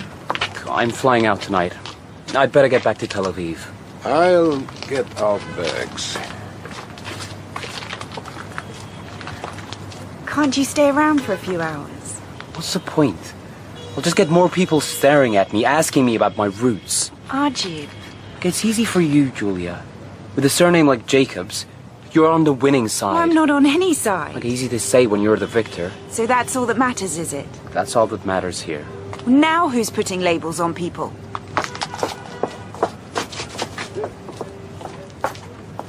What happened there? It's just been a long day.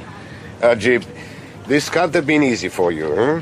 You almost found a father you didn't know you had. And then it turns out he was a traitor to his people. You don't know that for sure? Well, how can I know anything for sure now he's dead?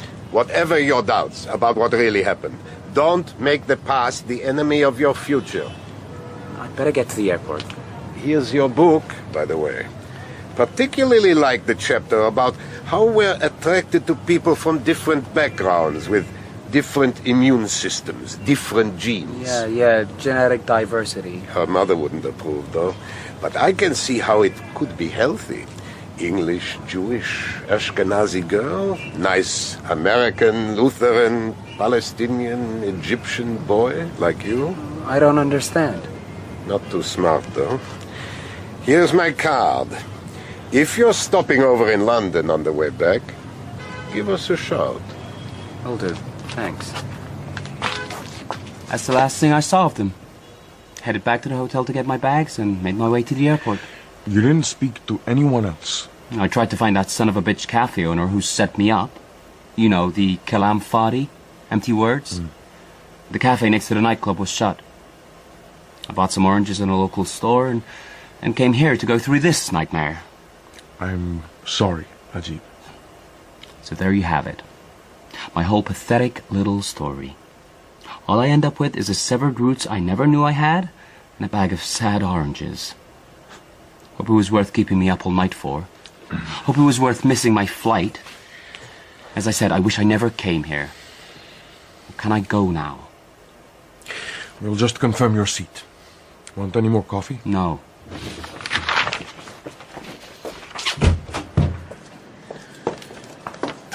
There's a restroom there if you need it. Give Ajib his bag. It'll be okay. You'll be going home soon. Home? What's that?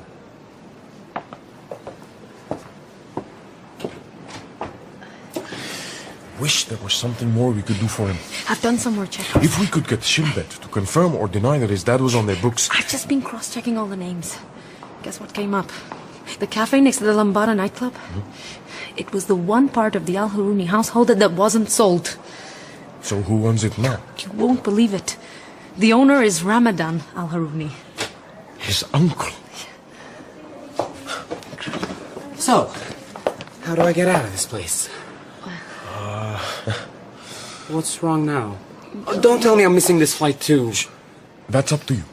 But we think we know where your uncle is.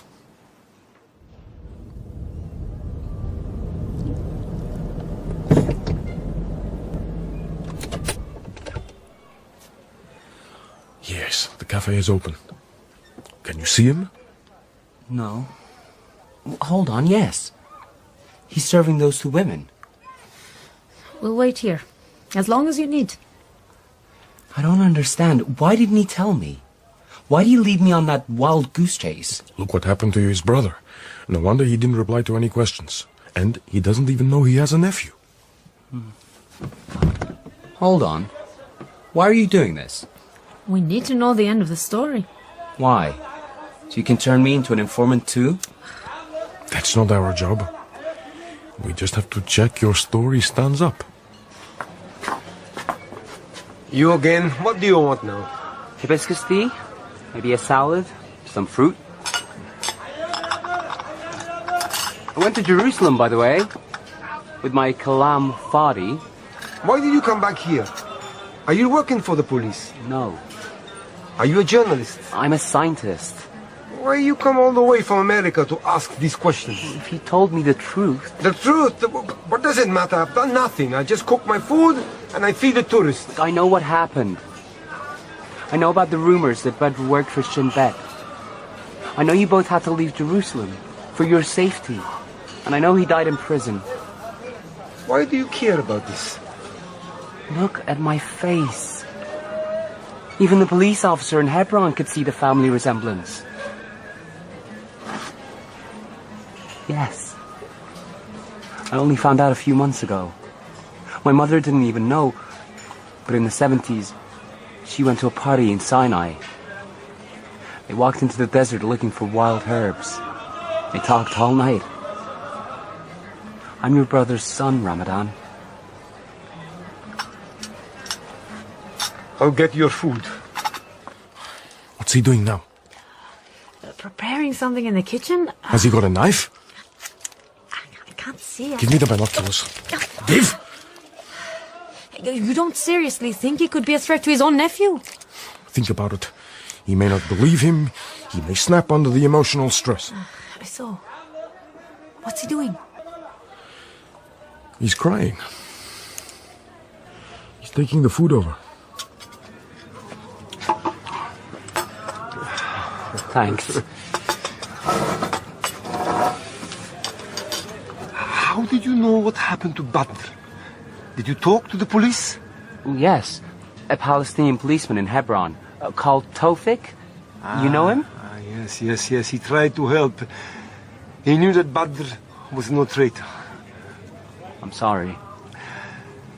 It's bad to be in an Israeli prison, but in a Palestinian prison, it's much worse. So your mother is in America now? Yeah. She married a guy called Kyson. Good guy. He brought me up. But he died last year. Eat. You must be hungry. Thanks. Oh, wow. Oh, the salad. It's amazing flavor. What's the secret? I add za'atar. So tell me about my dad. My brother was a good man, but life was hard for him. He aged quickly.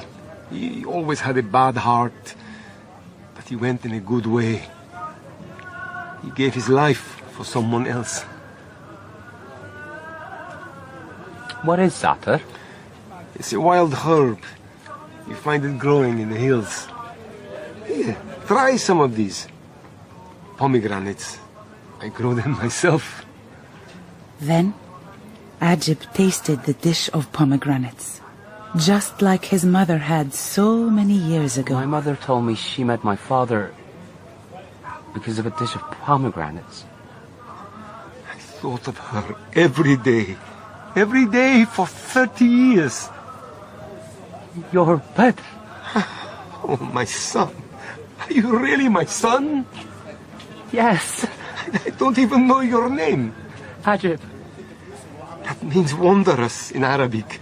Or strange. No, wondrous. Oh, so strong, so tall. A scientist, an American.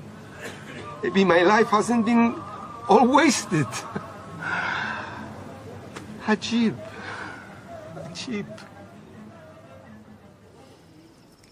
So the cafe owner was Badr, and it was his brother who died in prison. Ramadan was dying anyway.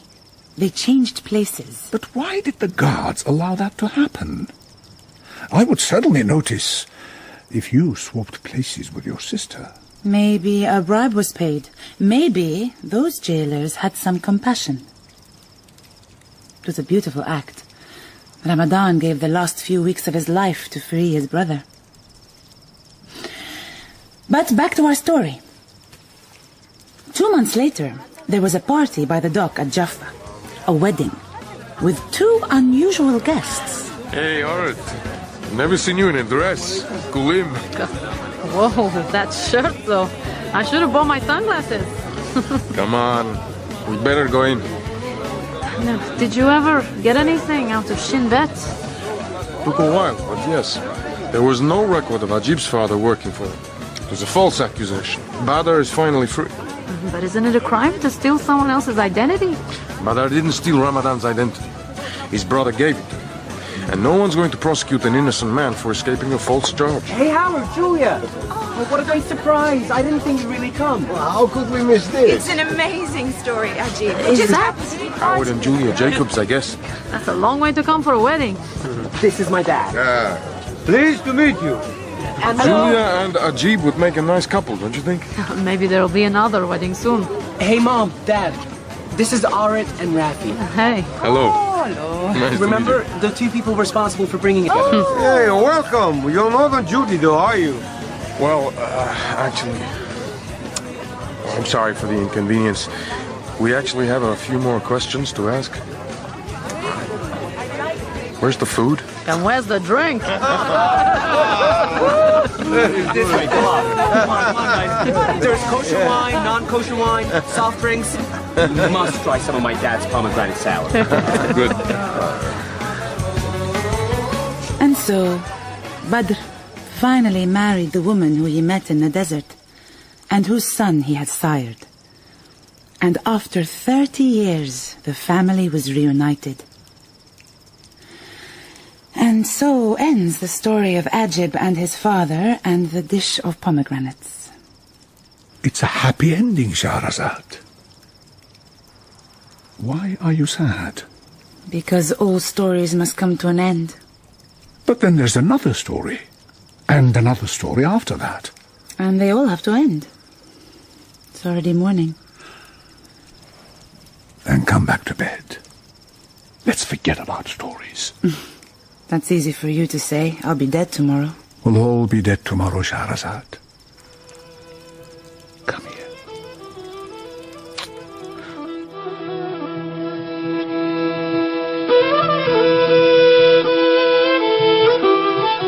In A Dish of Pomegranates by Peter Jukes, Shahrazad was played by Sirine Saba, Shahrayar and Vartan by Kevork Malikyan, Ajib by William El Ghardi. Orit was played by Betsabeh Emran, Rafi by Zubin Vala, Howard by Alan Corduna, Julia by Keely Beresford, the cafe owner by Stefan Khalifa, and Tawfik by Mossafar Shafai. The flight attendant was David Seddon, and the protester was Rufus Wright. The director was Mary Peet.